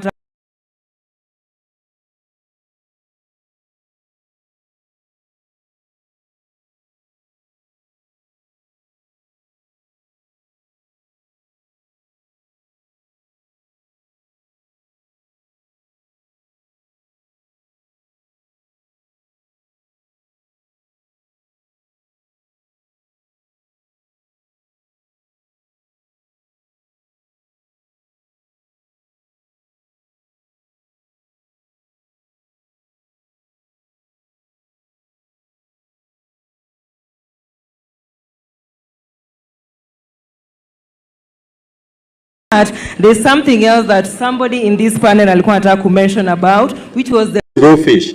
What are you going to do to step up so that security of these young men are guaranteed as they push the bottom-up economy. Number two, we have seen importation of fish. We have seen in the lakeside region, there is mushrooming of slums. This has been increased through poverty, and the slums, they lack proper sanitation and they lack garbage collection. This has really affected or increased eutrophication in the lake, and that has affected the quality of water and also the safety of that water. In brief, what are you going to do to ensure that the lakeside residents get access to clean water, and so that we improve on our health, because we both understand the meaning of blue economy? Thank you. Thank you very much, my brother. Sankara, sorry. Bwana Sankara, asante sana. Let me just make two corrections first. Number one, the fishing counties are both in the lake and in the ocean. So I think that blue economy covers those areas. And you're correct, that is the main activity there. Number two, let me also make another correction. We had a very robust economic forum in Kisumu and in Homa Bay. We combined the counties of Siaya and Kisumu in Kisumu, and we had close to 1,000 people in attendance. We did the same in Homa Bay. We combined Homa Bay and Migori, and we had a very extensive conversation. You remember the day I was stoned in Kisumu? I had actually gone for that economic forum. That was the time I had gone for that economic forum. So I just want to tell you that the economic forum we have attended is across the country. In fact, we are finalizing the last 6 counties tomorrow. Some people are going to Turkana, some people are going to West Pokot, some people are going to go to Musalia, for example, will be in Kitui. JB Muturi will be in West Pokot. Gashagwa will be in Samburu and other areas, and my good brother Mutua will be part of that delegation. So, and Moses Wetangula will be in Turkana. So that economic forum platform is a platform that we want to engage with citizens, so that the manifesto we are developing is informed by ideas, suggestions from the people of Kenya, because this is their country, and what they want to form is their government. That is our belief, and that's why we believe in bottom-up. Finally, let me come to the issues you raised. The issues of the blue economy and what are we doing to make sure that there is adequate security. There is a real challenge of insecurity both in the ocean with the terrorism and in Lake Victoria because of the challenges we have with the government of Uganda. I think as Kenya Kwanza, we have made a commitment that we are going to up our diplomatic engagement. It is possible for us to iron out the issues between the government of Kenya and the government in Uganda, so that our citizens can trade seamlessly. Our citizens can engage in economic activity seamlessly. We are continuously saying borders should not be barriers. Borders should be bridges for us to move across, them to move across, and it should be bridges for goods, for services, and for everything else that we need. That's the way we look at it. Uganda and Kenya have also signed to the Africa Continental Free Trade Area, which is another avenue we can leverage to improve the trade relations between our countries and eliminate this challenge we have that when Kenyan fishermen are arrested, they are made to eat raw fish. We don't think it is right, and we should solve it. And I want to give you my commitment that that is what we will do. Number two, you have mentioned about slums that are developing and the challenge of solid waste disposal, and management. We have, for example, committed ourselves and our county leaders that going into the future, for example, Nairobi, we cannot continue to have Dandora the way it is. Dandora cannot continue to be an eyesore. Dandora cannot continue to be the health hazard that it is today. We have to manage waste in a way that we create value out of waste, because there is value. There is value in waste. There is value that we can derive from it. We can generate energy out of it. We can generate products out of it. We can, so there is huge value. And we want to make solid waste disposal and management a product, not a menace. So that's the direction we are looking at. And that is going to apply across all the counties. And finally, your issue on poverty and slums. Part of our program in managing housing in our big cities, we want to look at slums not as a problem, but as an opportunity. Because the proliferation of slums is because of the challenge of housing. There are many people who cannot afford the houses we are currently building. We have made a commitment that we are going to work on modern methods of housing, better methods of housing, so that we can create houses that are affordable to Kenyans. And we are going to have two very important categories of housing: social housing and low-cost housing. And we have committed ourselves as Kenya Kwanza that the people living in slums, some of them pay as much as 3,000, 4,000. Some of the people living in informal settlements pay as much as 6,000, 7,000. We want to change so that the person who is paying 6,000, 7,000, they can pay 8,000, and instead of it being rent, it should be mortgage, so that in 15 years, 20 years, the house belongs to them. So we want to elevate, like the slum upgrading that is going on in Kibera. We want to move it to another level, where we are doing it across the city, and we are going to make funding available. We are going to make the land available, and we are also going to assist in making sure that we have a cheaper technology that can give us cheaper houses, or much more cost-effective houses. So that is our plan going into the future. And as we look at that, by the way, Sankara, we are not even looking at it as a problem to solve housing only. We are also looking at it as an opportunity to create jobs for the millions of young people that do not have jobs today. Asante sana. We're going to have the last two people asking one question, guys. Remember, those of us who are watching live from home, you can ask your question on social media. The hashtag freedom is coming. Go to Dr. William Samuel Ruto Facebook, record a video and ask him a question, and we're going to respond before the end of the program. Wangeshi. All right. Two more, please. Okay, just two more questions because of time. Na swali moja yenye imekuwa kisumbua ma youth sana ni the involvement of the young people when it comes to leadership. Wanasema hizi ofisi zimejaa wazee nini, but to expand more on that, I'll have one guy seated right there to ask the question. Thank you very much, Your Excellency.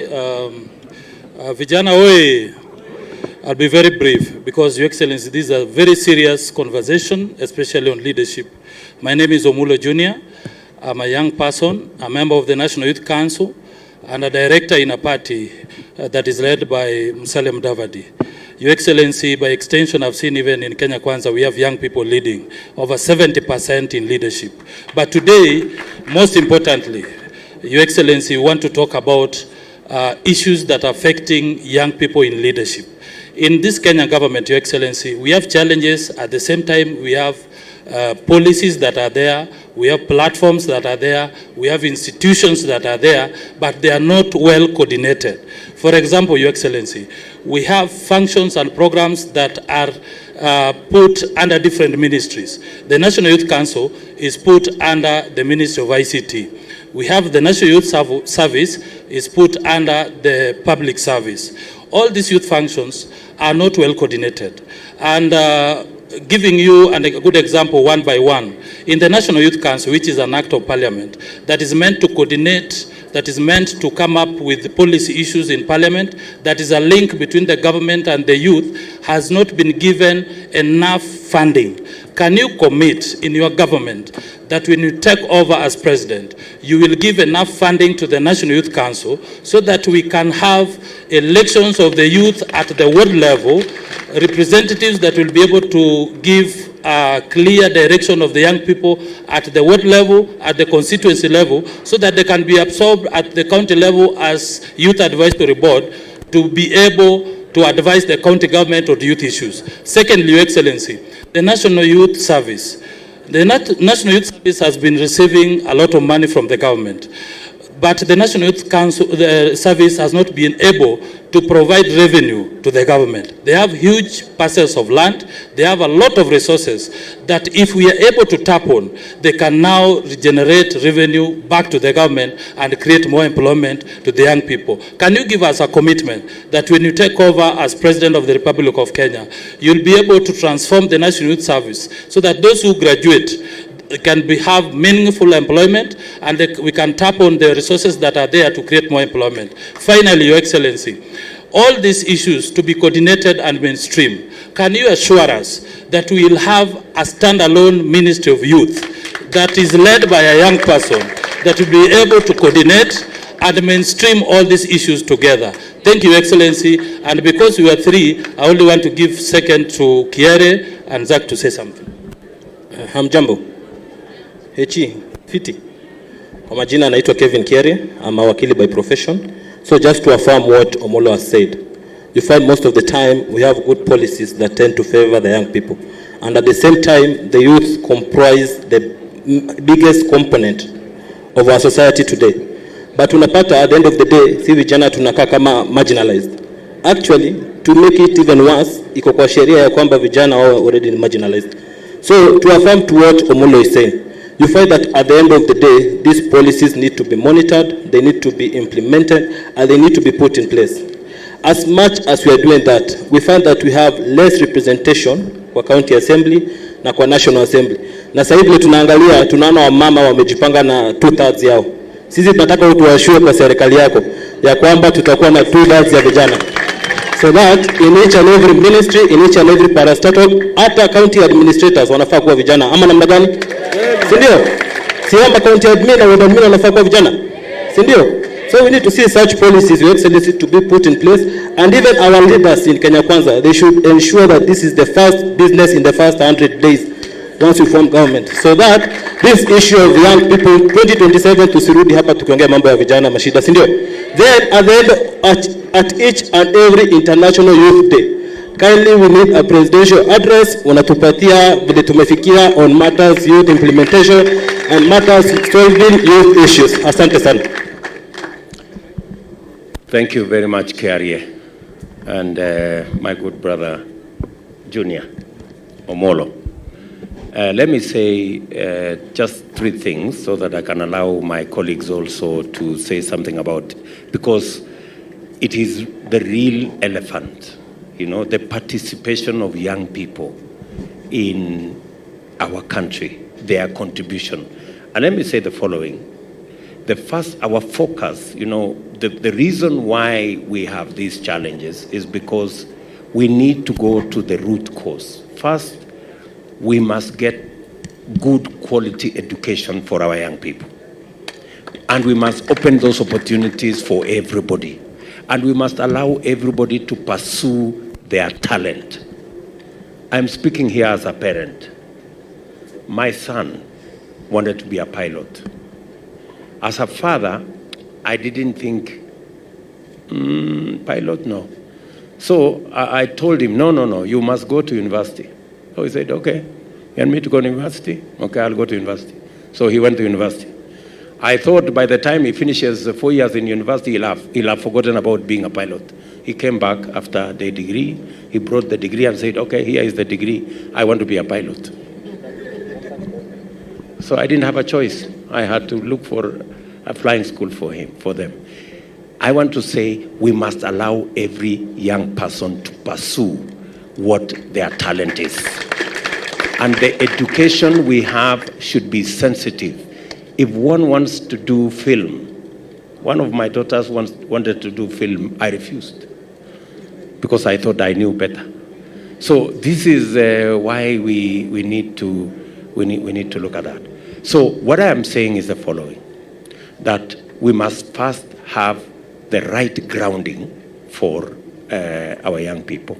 Number two, all the opportunities that already the law gives to our young people, all the opportunities, whether through AGBO, we must make them accessible, whether through other interventions, when the law says a certain percentage of people must be represented in the youth, must have a certain percentage in county assemblies, we must actualize. In National Assembly, we must actualize. In employment opportunities, we must actualize. So that at every stage, we are carrying the young people along. What are we doing as Kenya Kwanza?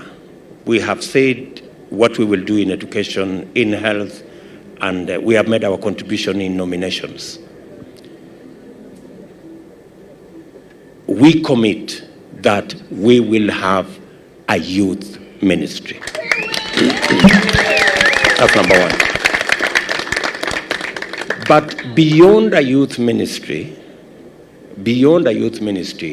youth issues cut across ministries.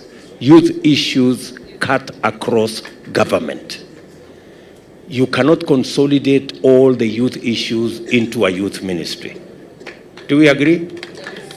So additionally, I have made a commitment that there will be a young person to represent young people at the presidency, and he will be a member of cabinet so that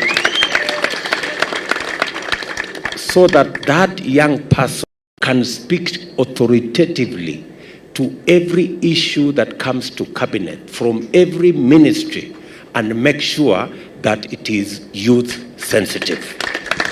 Whether we are discussing road construction, or we are discussing agriculture, or we are discussing health, we must carry along the voice of the young people. And I have said we will have that young person at the presidency, but sitting in cabinet so that the youth issues that cut across all other ministries are addressed. Let me finally maybe give an opportunity to Musalia Mudavadi and then maybe Alfred to say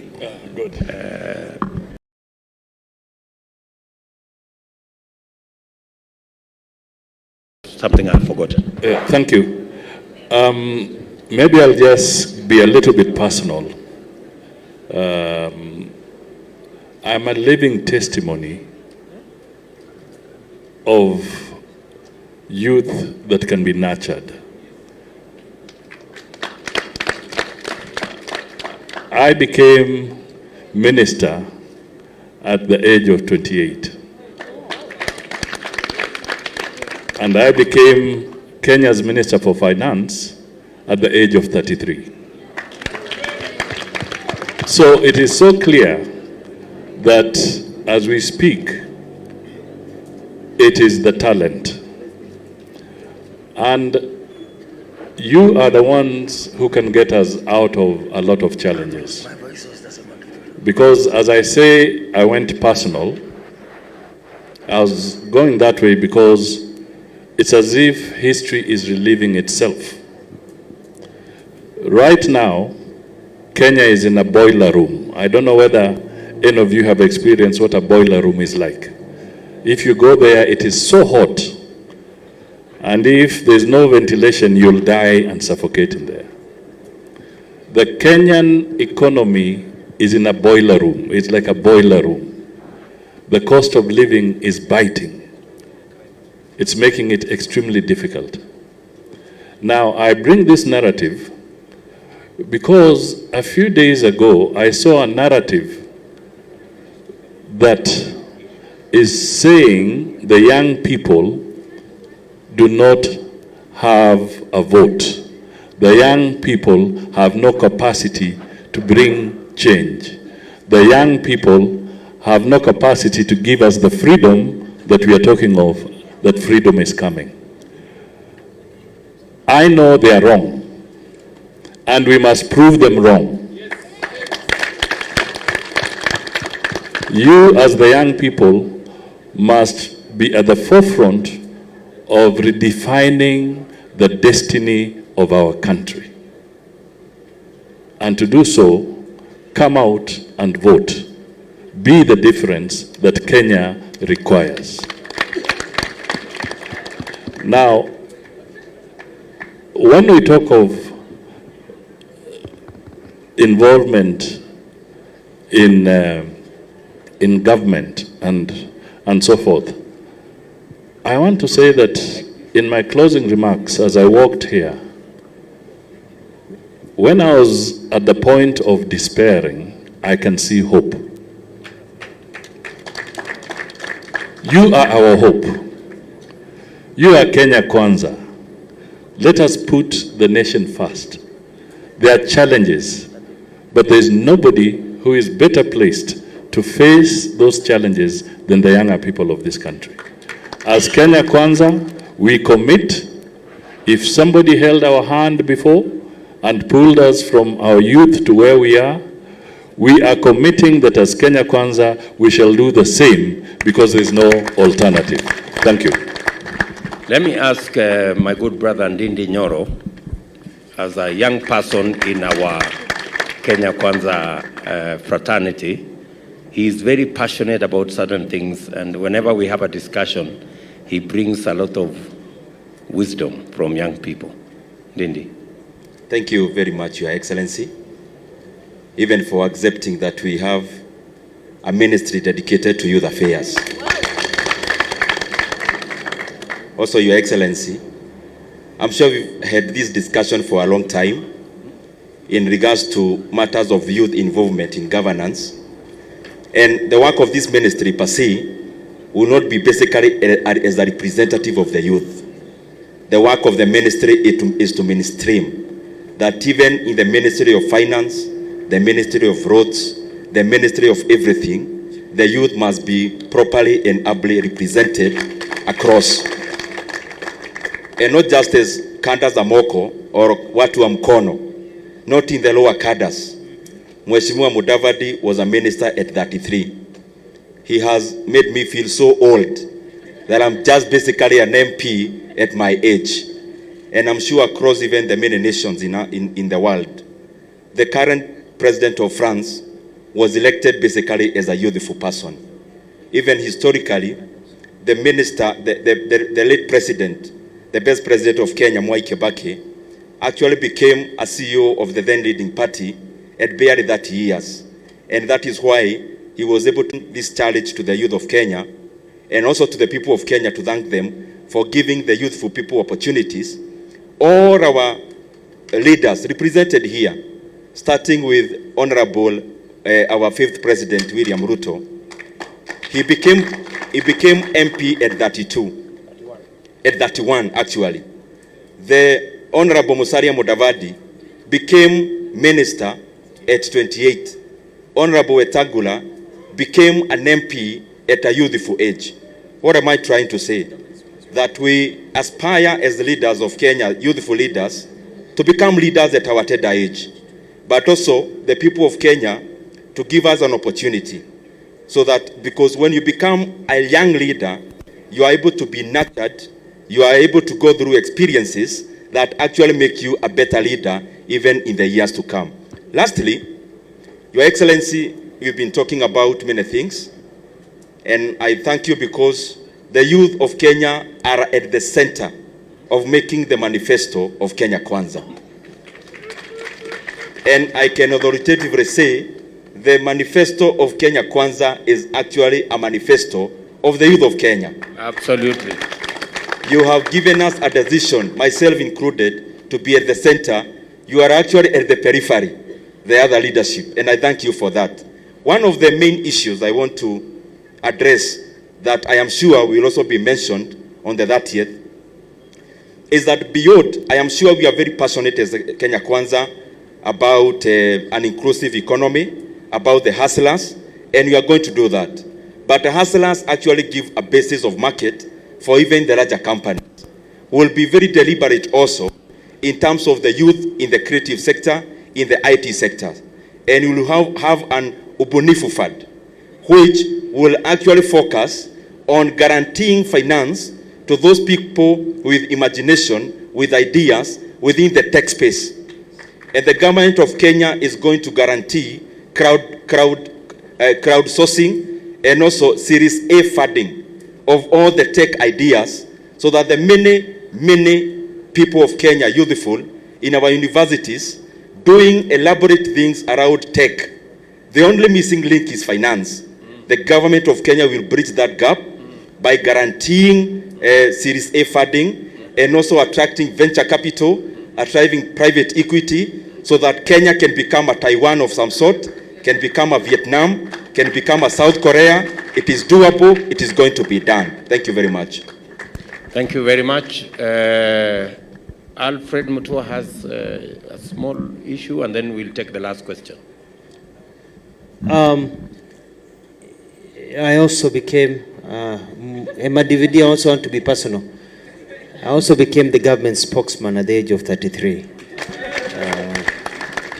And that's the kind of government that we as Kenya Kwanza under the leadership of William Ruto wants to put in place. One that recognizes talent and ability.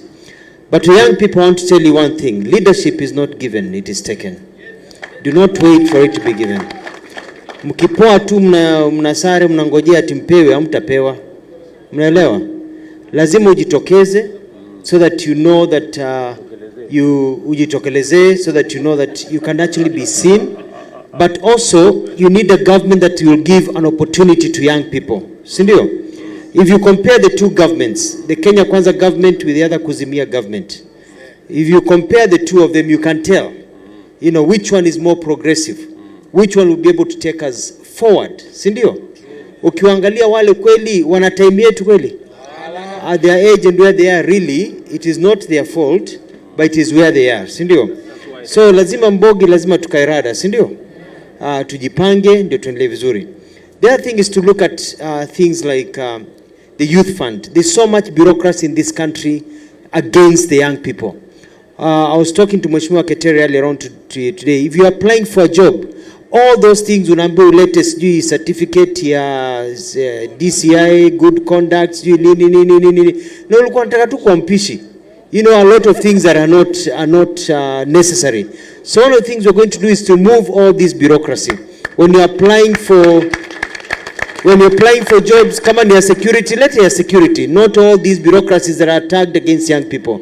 I love those advertisements that say you need to be over 35 years, ama unaambiwa you need 15 years experience, unaelewa? And with the majority, it cannot work.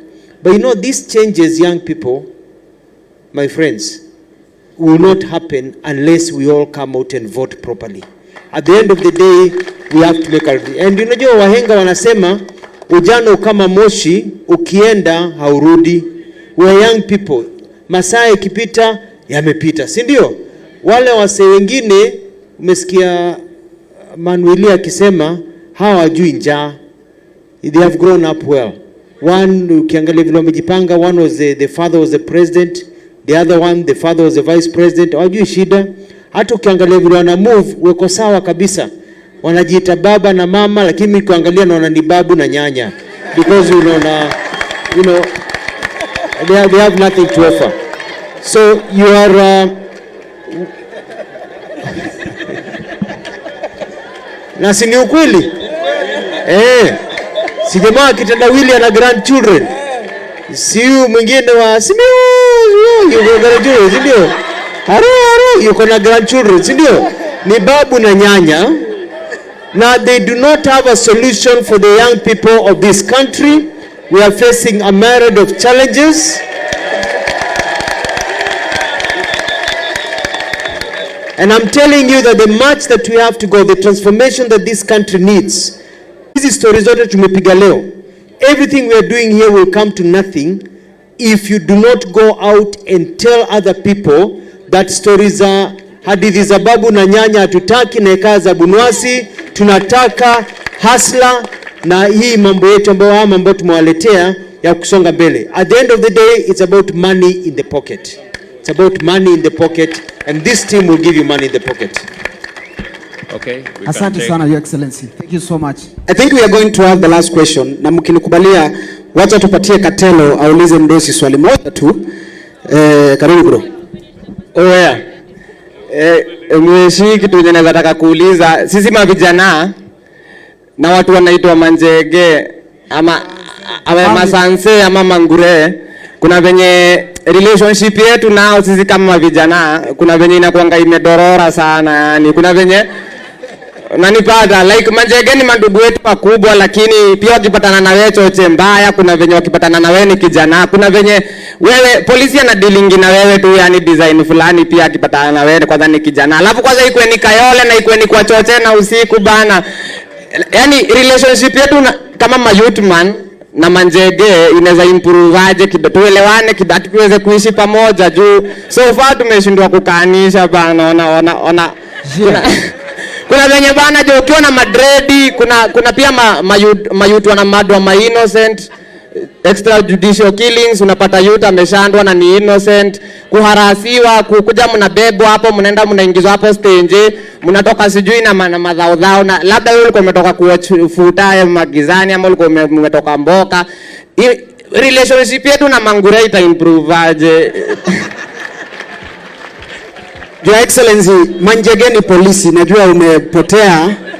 Manjege ni polisi na mayouthman ni watu kama yeye. So anasema polisi na vijana kutakuwaje? Hiyo story yote tu. Kwanza nataka nikushukuru sana Katelo kwa swali lako. Manjege sasa tutawapanga.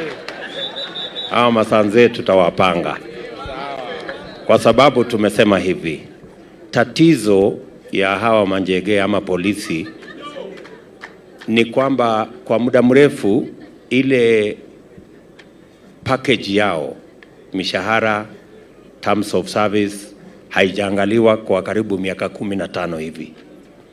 Tumesema kama serikali ya Kenya Kwanza kwamba tutashughulika na maslahi ya public servants, wale wote wanaofanyia kazi raia wa Kenya, lazima pia tuwashughulikie. Na tumekubaliana ya kwamba hawa manjege lazima wapate training ya kujua ya kwamba waelewe kwamba kijana akifaa dreadlocks sio mhalifu. You know, kama huyu Haji hapa. So na pia tuelewane kwamba tukiimprove standard of employment na terms of service ya polisi wetu, pia tutaketi chini na wao, kila mtu akunywe chai kwake. Story ya kukunywa chai barabarani tuache, si ndio? Kila mtu akunywe chai kwake, si ndio? Alafu tumekubaliana vile vile ya kwamba tukienda mbele, security ni ya muhimu, na security inaanza na wewe pale mtaani. Pia na sisi kama citizens ni lazima tuwe responsible. You know, we must be part of the policing of our neighborhoods. You know, pale kwa neighborhood ni sisi,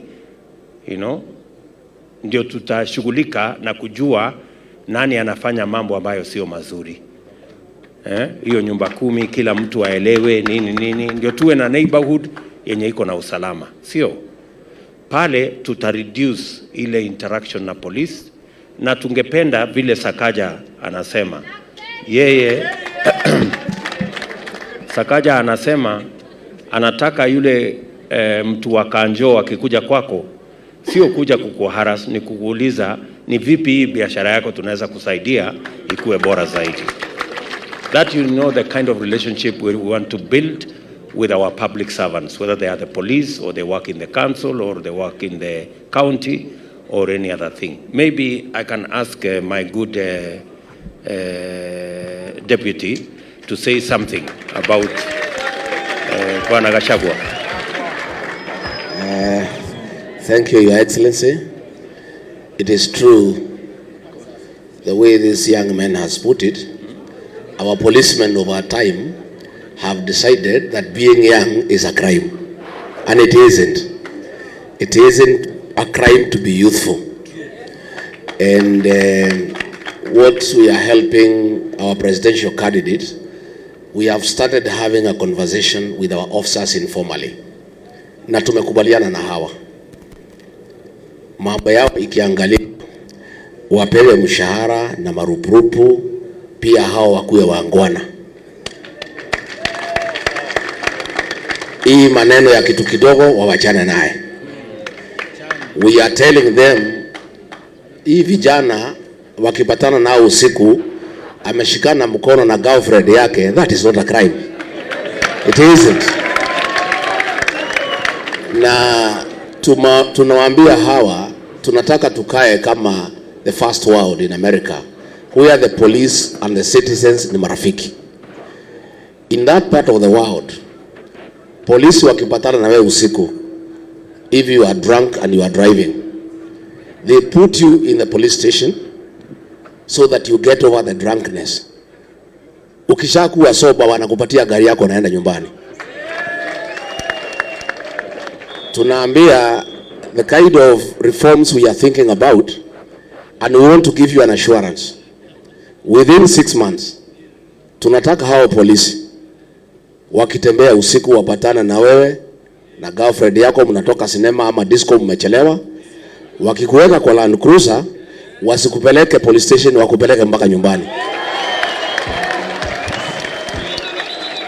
And I want to assure you, hii maneno itawezekana because the police themselves, police wenyewe are also tired of harassing Kenyans.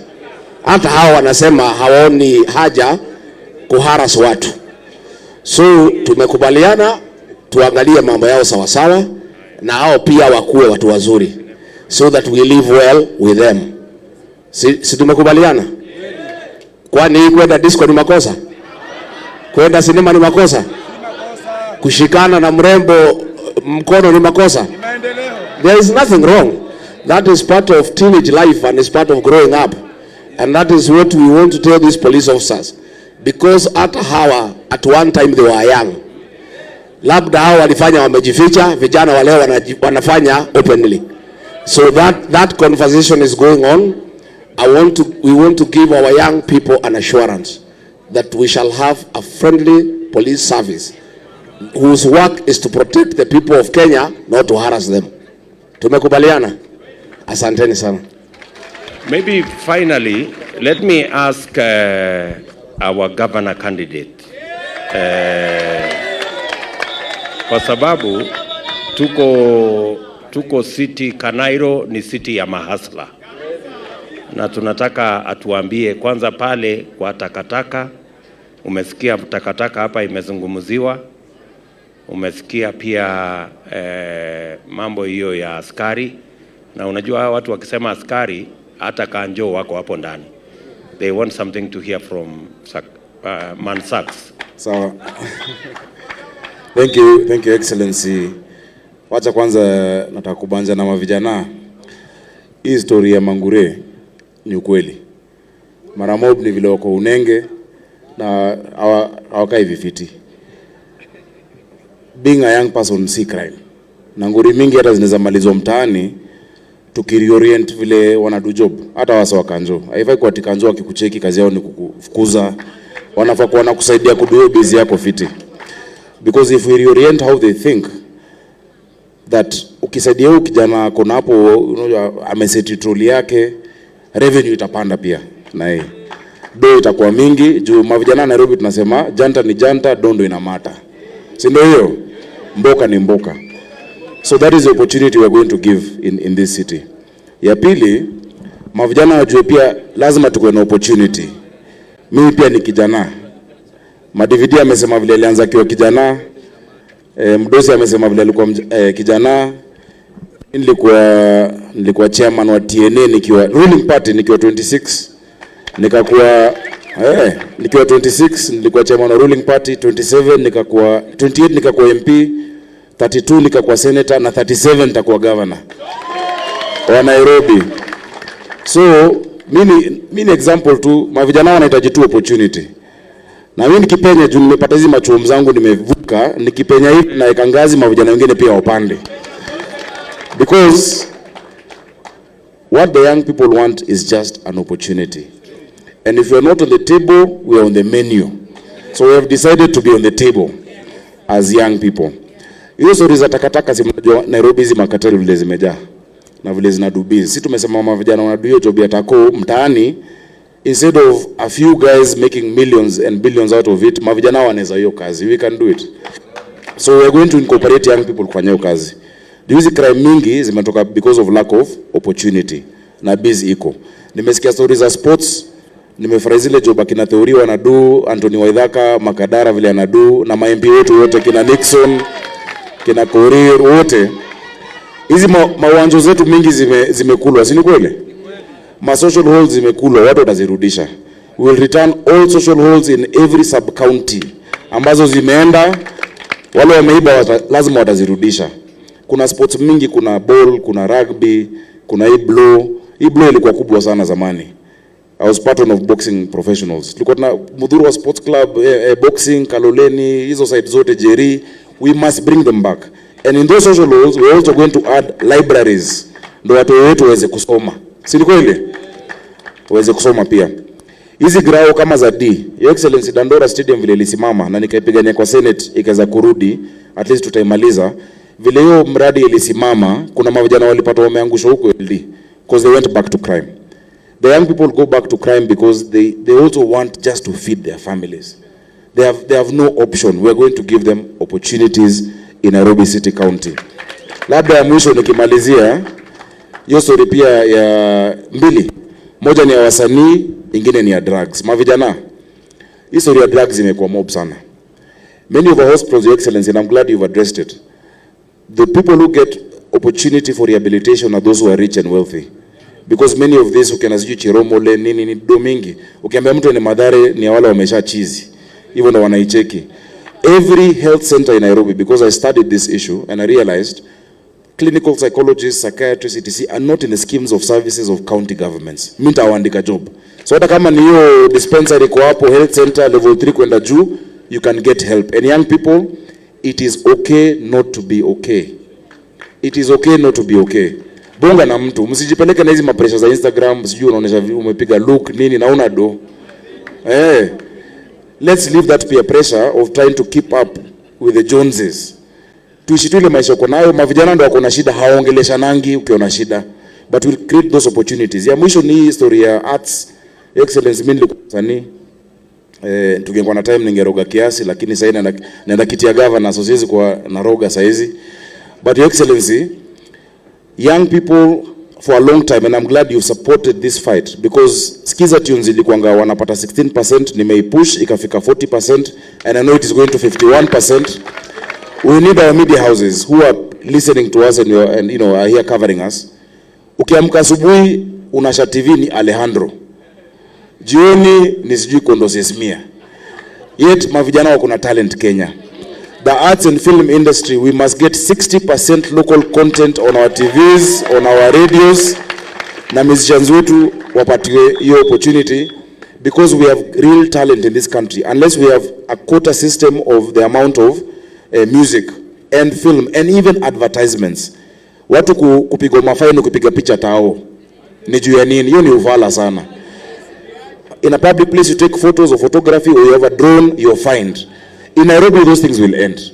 Please be assured of that. And I want to assure you finally that with our election, Your Excellency, huyu mdosi anaitwa William Ruto ni mzee wa maana sana. Ni mzee wa maana, ametupatia opportunity.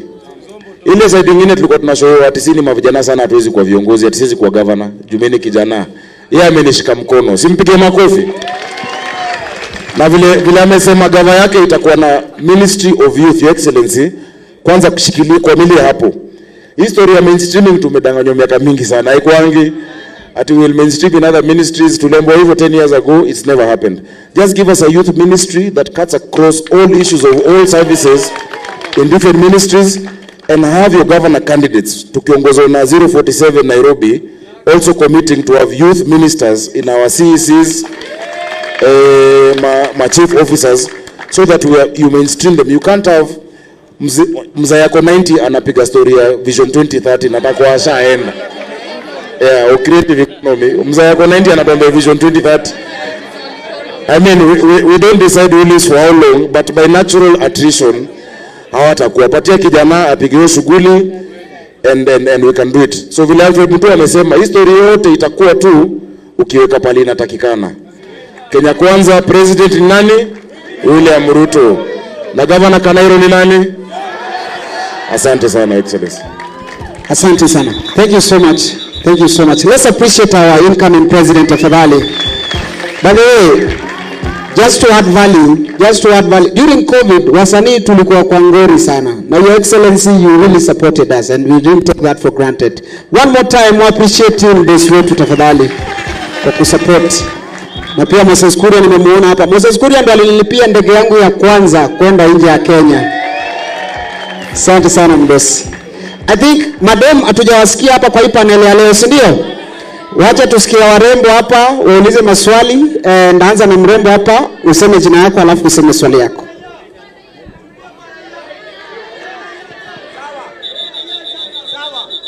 Kwa majina ninaitwa Antonella Kakuko, natoka Tiaty, Baringo County. Your Excellency, I have one question touching on security. That specifically is a question concerning cattle rustling and banditry. What measures is your government going to put place to ensure that banditry, cattle rustling has been put to an end and the perpetrators of such acts be brought to book? The other question, Your Excellency, is on the rise of abductions and extrajudicial killings through juvenile gangs that have mushroomed in our country. What measures is your government going to put in place, or what policies is your government going to put in place to ensure that we have a secured country? Because security is an aspect. Security is an important aspect in a country, especially for the development of both economy and social aspects of life. What measures is your government going to ensure that we have a secured country, especially in parts that are affected by banditry, northern parts of Kenya? Thank you. Thank you, my dear. Security is the cardinal principle of governance. Tafadhali. And having a secure country is at the heart of any functional democracy. Our plan on matters to do with security, especially when you talk about banditry, when you talk about cattle rustling, the problem with banditry and cattle rustling is that it has been given a political face. It has become commercial. It's no longer a crime in certain areas. It is funded. It is protected by politicians. So, as Kenya Kwanza, we're going to go beyond and look at the root causes of what is going on. We have also undertaken that we need a systemic change of some of the communities that continue to engage in cattle rustling. We have proposed, for example, that we are going to have special schools in ASAL, arid and semi-arid areas to take care of the children of pastoralists who keep moving from one place to another, and so that progressively we can create a new community of pastoralists, people who have gone to school, people who appreciate knowledge. Secondly, the problem in those many cattle rustling areas is infrastructure. Many a times, even the police cannot get to those areas. So we have to open up. We have specific roads in many of these areas that we have been requested to be able to put up, so that these roads are security roads and they make it easier for government to respond. And thirdly, is the whole thing about infrastructure. We need dams, we need water for people to feed their livestock, so that we avoid the movement from this corner to that corner and the other corner. We begin to settle these people in a way that their life is predictable. And that whole space of security is something we will want to deal with. But from a banditry cross-border point of view, I just want to give one commitment as Kenya Kwanza, that extrajudicial killings will stop. Let me repeat, extrajudicial killings will stop. No citizen will be executed without due process. If anybody is a criminal, he must be taken through the judicial process and proven to be a criminal. Nobody will be shot. Many young people in our slum areas lose lives because they are suspected to be this or suspected to be the other. Maybe the way they dress, maybe the way they speak, maybe the people they, you know. And so we must be categorical, because the Constitution does not allow anybody to be executed. It's only people who are taken through a process. I will ask Moses Wetangula to, I know it goes all the way to the realm of terrorism and that kind of thing. Please, party leader. Thank you, Your Excellency. Vijana hamjambo. Tunashukuru sana kuwa na nyinyi hapa leo, na nakubaliana na yale His Excellency amesema. Nobody, and we mean nobody, in whatever category has the right to unlawfully take away anybody's life. So mambo ya extrajudicial killings, we want to put our security apparatus on notice that if you obey unlawful orders to extrajudicially terminate anybody's life, you'll be taken to court and be charged with a homicide like any other murderer, because that is what you are. But over and above that, Your Excellency, mambo ya cattle rustling, mambo ya banditry, it also has been escalated by a lack of goodwill from the government. If the government had the will to stop banditry, it would have stopped it.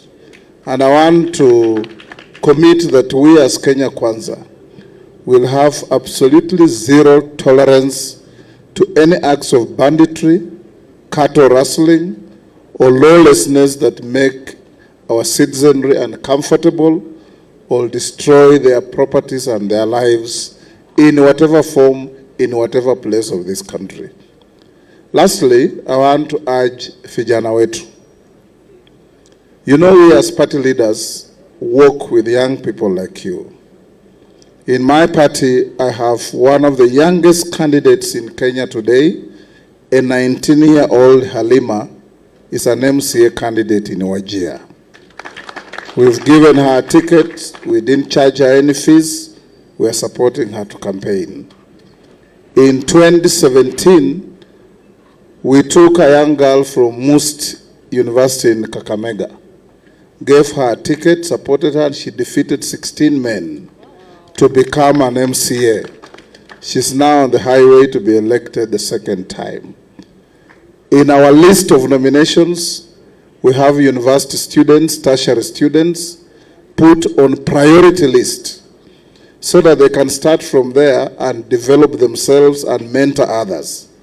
But we come back to what Alfred Mutua said, that is all up to you to take the initiative so that power is never given, it is grabbed.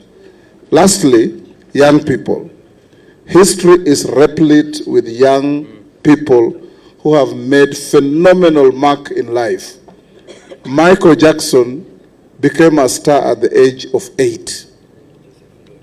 Jesus Christ was killed at the age of 33. Nobody has forgotten who he was. Prophet Muhammad, Fidel Castro and Che Guevara stormed in Havana to overthrow the government of Fulgencio Batista at the age of 24. And we can go on and on and on. It is an opportunity available. Join this exciting movement of Kenya Kwanza. You will be part of the government, you will be part of the movement, you will be part of the success, and we shall all sit at the same table to talk about your future. Thank you. Asante sana. I think the last question, I'm going to request Amina. Just one more question, my dear, and then we finish up. We go to the next part of the program. Good evening. My name is Amina. I'm from Wajir County, and I'm part of the UDA Youth Congress as a leader.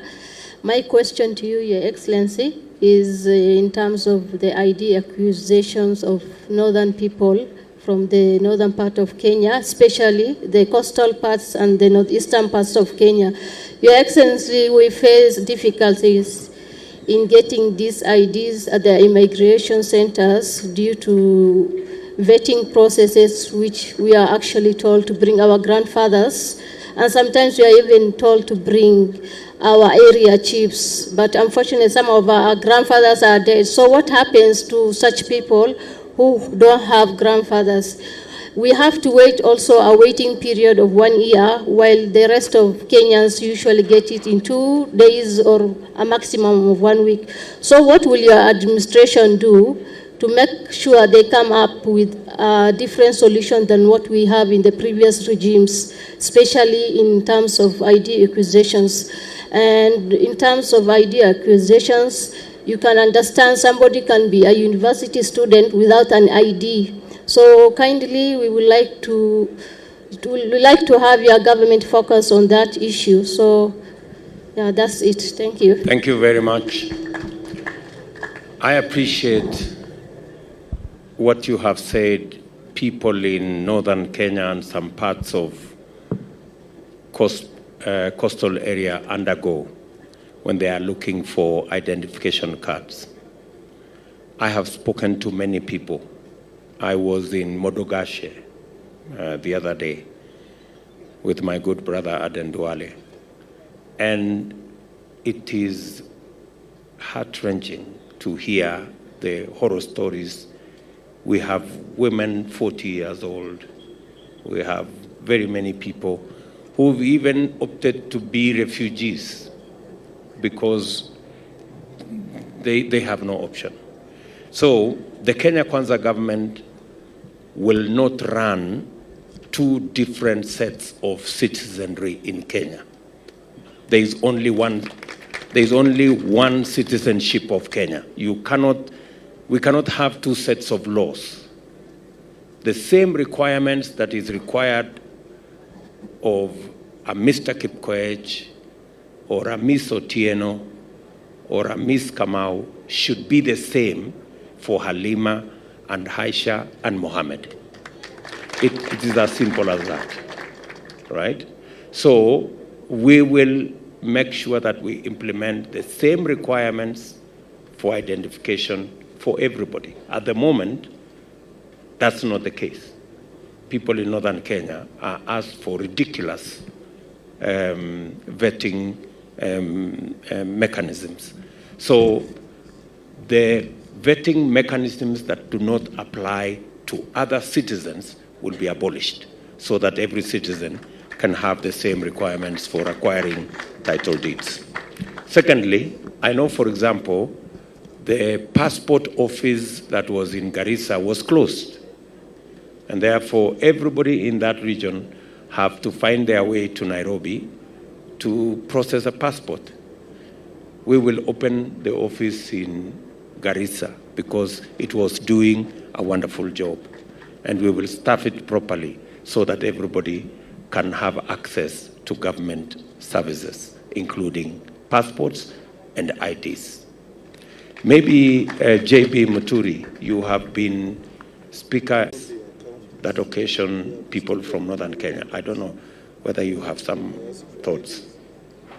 Thank you very much, Your Excellency. And I want to confirm that indeed we have faced, I have on occasion, numerous occasions been petitioned by members of parliament from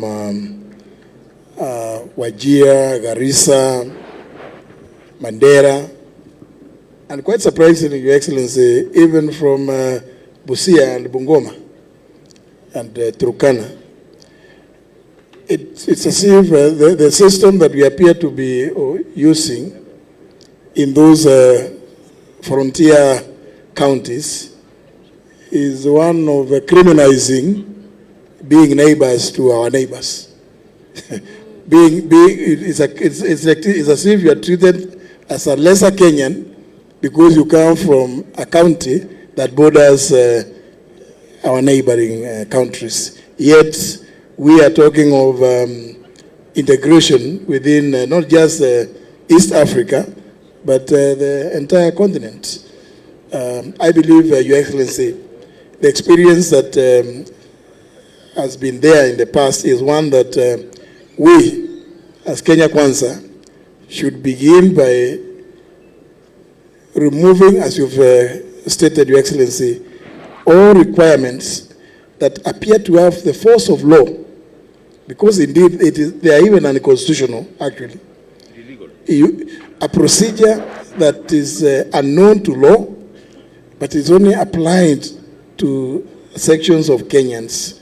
I think it is in the 21st century, 60 years after independence, I think it's a shame, and we must do away with that. Indeed, Your Excellency, I am aware, I've dealt with those issues even when I used to work in Western Kenya. Honorable Wetangula is quite alive to the fact that some of their people would be subjected to similar treatment. But I know, Your Excellency, the commitment that there is within the Kenya Kwanza team and the zeal with which we intend to approach this, the governance of this country, is one that will give pride to everybody to say that they are Kenyans. Thank you. Thank you so much.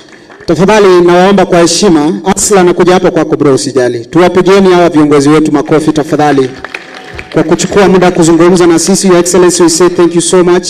Thank you so much Ghetto Radio. Wangeshi tunasema asante sana. Tumekuwa live manze Ghetto Radio. All the panelists, we cannot talk all of us, but nawashukuru sana sana. Kwa hivyo kwa heshima ndawauliza viongozi wetu, we go back to our seats and then we can go on to the next part of the program. Thank you so much. Asante sana. Usiogope bro, niko na wewe. Usiogope bro. Program ni refu. All right, karibu sana.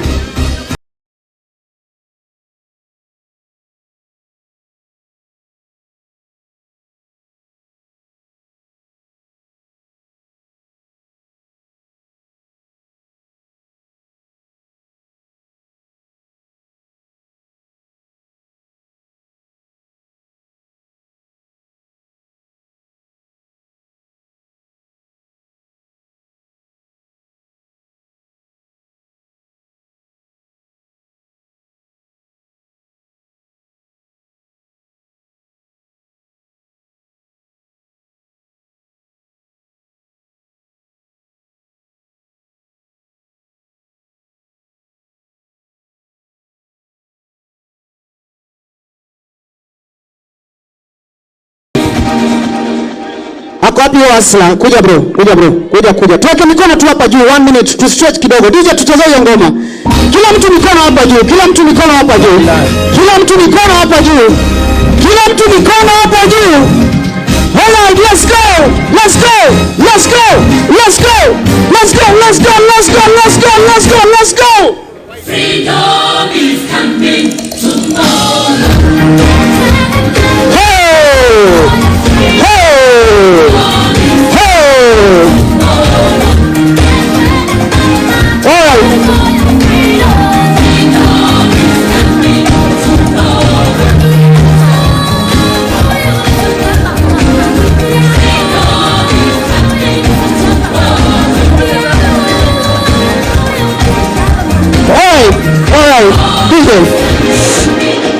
Nimeambiwa na watu wa TV, one more time, tuweke tu mikono juu, tuimbe ngoma like we mean it, so that wale wako nyumbani wajue freedom is coming. Tuweke mikono juu hivi, weka mikono juu kila mtu. Let's go! Everyone! Katele! Hey! Tabere! Let's go! Twende! Freedom is coming tomorrow. Swaski! Hey! Freedom is coming tomorrow. Kila mtu! Hey! Asante sana. Thank you so much. Asante sana. Thank you so much. You may have your seats. You may have your seats. Thank you so much. Nimeambiwa Walande. Ni vizuri sana kwa sababu huyu mtu nataka tumpatie dakika 2 atusalimie.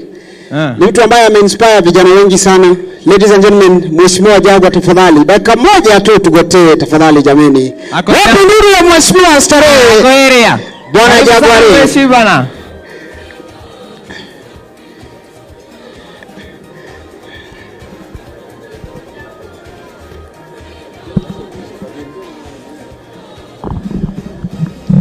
Mukopoa, Your Excellency, leaders of Kenya kwanza, all protocols observed. Mimi sitachukua time mob kuongea hapa. Kwanza ni kukushukuru sana kwa sababu wewe tu ndiye ule kiongozi tuko na yeye ambaye anashikana na vijana. Mimi nakumbuka siku moja nilikuja kwa ofisi yako wakati nilichaguliwa kama mbunge na nikakuomba ukaniambia unataka kuingiana na vijana. Na wakati nilikuja kwa ofisi ukaniambia ujui unaweza patana nao wapi. Ukaniuliza ama twende kwa kanisa tutawapata huko. Nikakwambia town vijana wanapiganga shughuli. Kwa hivyo mostly huwezi wapata kwa makanisa. Na wakati uliniuliza tufanyie vijana nini Your Excellency, nikakwambia vijana wanataka tu vitu kidogo unaongea nao. Kama kijana anataka mradi unampatia mradi. Na nakumbuka Your Excellency tukapigia vijana kama 3 4. Na wengine tukauliza wanataka miradi gani. Wengine wakasema car wash, wengine wakasema mikokoteni, wengine wakasema wheelbarrow. Na mimi nakumbuka hiyo siku ukaniuliza, Jagwa mimi Your Excellency Deputy President, mimi nitaweza kununua wheelbarrow aje nipatie vijana. Mimi nikakwambia vijana hiyo ndio vitu wanataka kwa sababu wao hataki kupewa, wanataka wajipigie shughuli na waendelee na maisha yao. Kwa hivyo Your Excellency, mimi nakushukuru sana kwa kusimama na vijana. Na sisi kama wale vijana wako karibu na wewe, sisi tutakuwa tunakukumbusha zile promises mumeahidi vijana kwa sababu najua maybe unaweza kuwa busy ukiwa rais. Kwa hivyo sisi na akina Korila hapa, akina Theuri, akina Nyoro tutakuwa wakukusukuma ili kama kuna kitu ulipromise vijana inafikia vijana. Sitaki niongee sana, asanteni sana na Mungu awabariki. Asante sana. Asante sana Mheshimiwa Jagwa. I think now we can move forward and sign the charter. So Katelo, nataka kuita wadosi hapa wakuja tufanye commitment. Yes. I'm going to call the legal team. Commitment kwanza tafadhali. Let's have Karobia and Yvonne. Karobia, Yvonne and Newton, wherever you are. Karibuni sana so that we can have this commitment. Then after that we are going to sign it. Karibu sana. Karibu sana. Newton. Vijana mpo? Tukisema vijana mnasema freedom is coming. Vijana! Vijana! Vijana!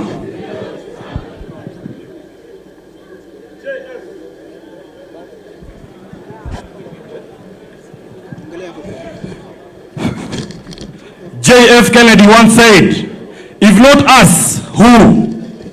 If not now, when? And as young people of this country, we have always been on the front line to ask what the country can do for us. But today, in Kenya Kwanza, as young people, we are saying, before you do to us, then this is what we are going to do for this country. And just before I read them, I want to join everyone here who was personal in regards to the opportunities they have been given.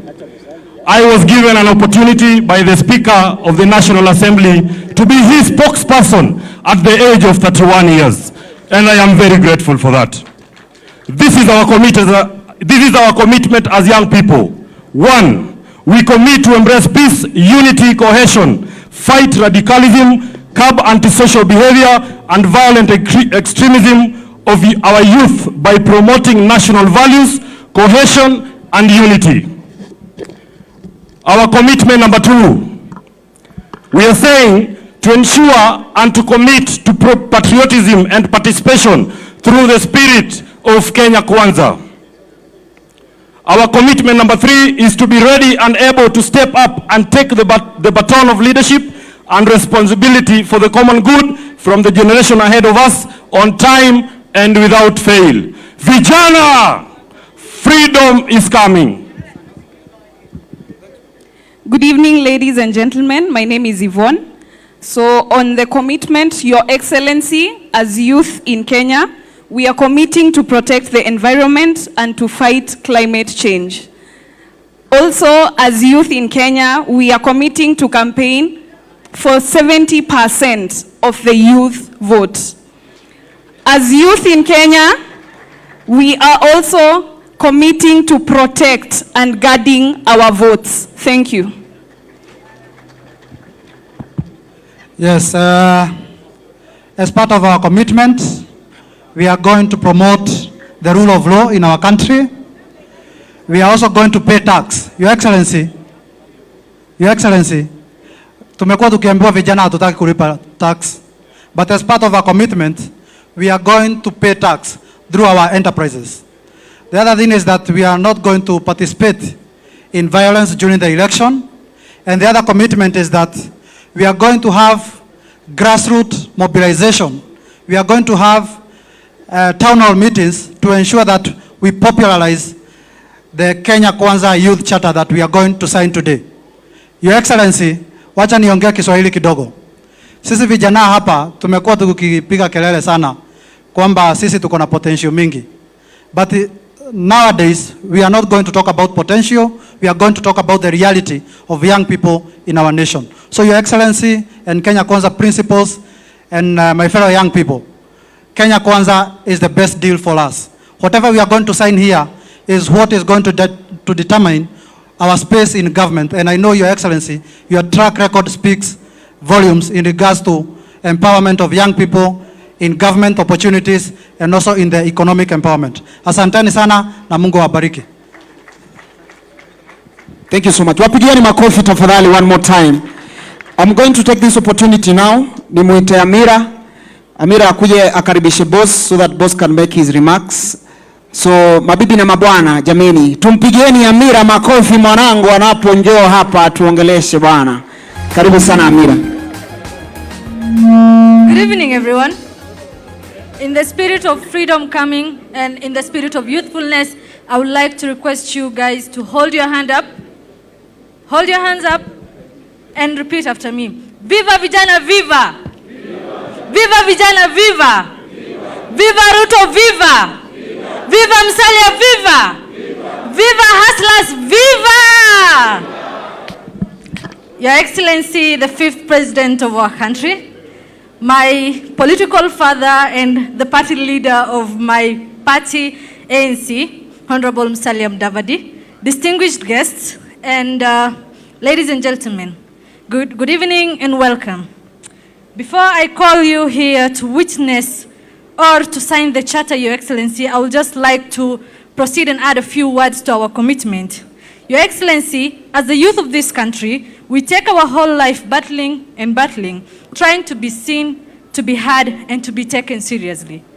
Your Excellency, being young in Kenya is honestly really scary. So as Your Excellency, you being here today, taking part in this exercise, proves that Kenya Kwanza is a listening government. Any sane Kenyan voter will demand that you're sworn in immediately.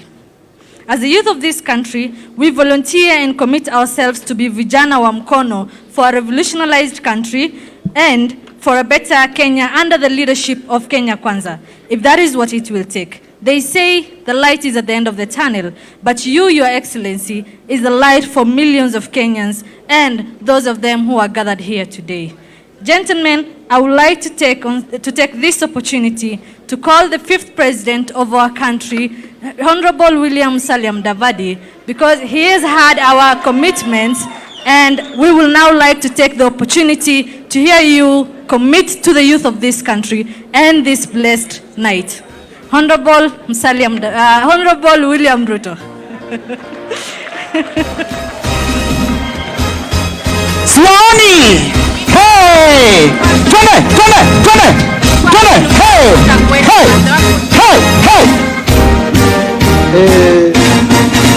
Sawa. Good evening, everybody. Let's take our seat. Thank you very much. On behalf of the Kenya Kwanza team, and we have a very big, formidable team here this evening, I want to thank the young people of our nation. I want to thank our present and our future for sharing these moments with us, sharing your passion, your desires, what you want for your future with us. I want to tell you, I am going to sign the Youth Charter in bold. And let me say the following, that we already determined that this election is about the economy. But the face of that economy, in our first bullet of what we need to do in the bottom-up economic model, the majority at the bottom of the pyramid are the millions of young people who are unemployed, who are struggling with startups, who are working on their hustles. And I want to tell you, we are serious in our focus at the bottom of the pyramid, and we are serious in making sure that we lift everybody up. Bottom up is not a slogan. Bottom up is a program. And that is why I want to ask of you, the young people of our nation, this is a defining moment in the history of our country. This is not a moment you want to be a bystander. This is not a moment you want to watch from the sidelines. This is a moment you should be right in the middle of the action. And I want to ask every young person in Kenya, whichever way you want to vote, but you must vote. You must wake up and vote. And I want to urge you, as you go to vote, vote wisely. For a long time, we voted tribe, we voted region, we voted other issues. This time round, let us vote our interests.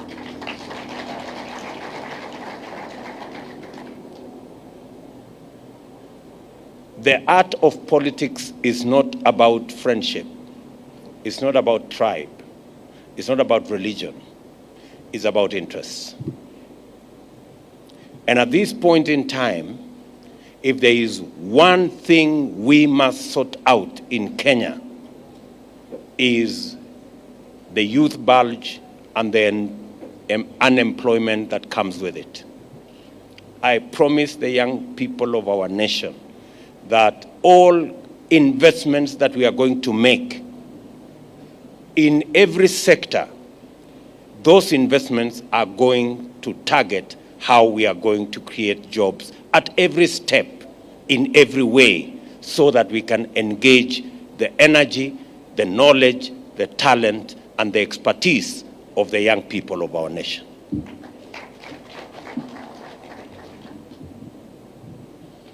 We are determined to make sure that our young people are no longer considered part of the problem. We are determined to make the young people of our nation part of the solution, if not the solution to the issues that affect our nation. So, good people, front, left, center, and back, whatever it is that we will be doing, the young people will be at the center. The employment of the young people will be at the center. And that is why this evening was so important to us, because we were speaking to the present and the future of our nation. I want to thank you very much for sparing time to share this moment with us, to participate in this conversation, and to shape the future of our country. Ladies and gentlemen, before I conclude, I know we said that there will be no speeches, and I don't intend to make one. I think I should stop. I am going to just introduce the Kenya Kwanza team here. I will start with Anto. Anto is our candidate in Makadara. I have Nixon Generali Korir from Langata. I have McDonald Mariga from Kibra. I have Karongo Dhangwa from Kiambu. I have that young man is called Medho from Nyandarua, senator candidate for Nyandarua. Mwalimu Sosion, you know him.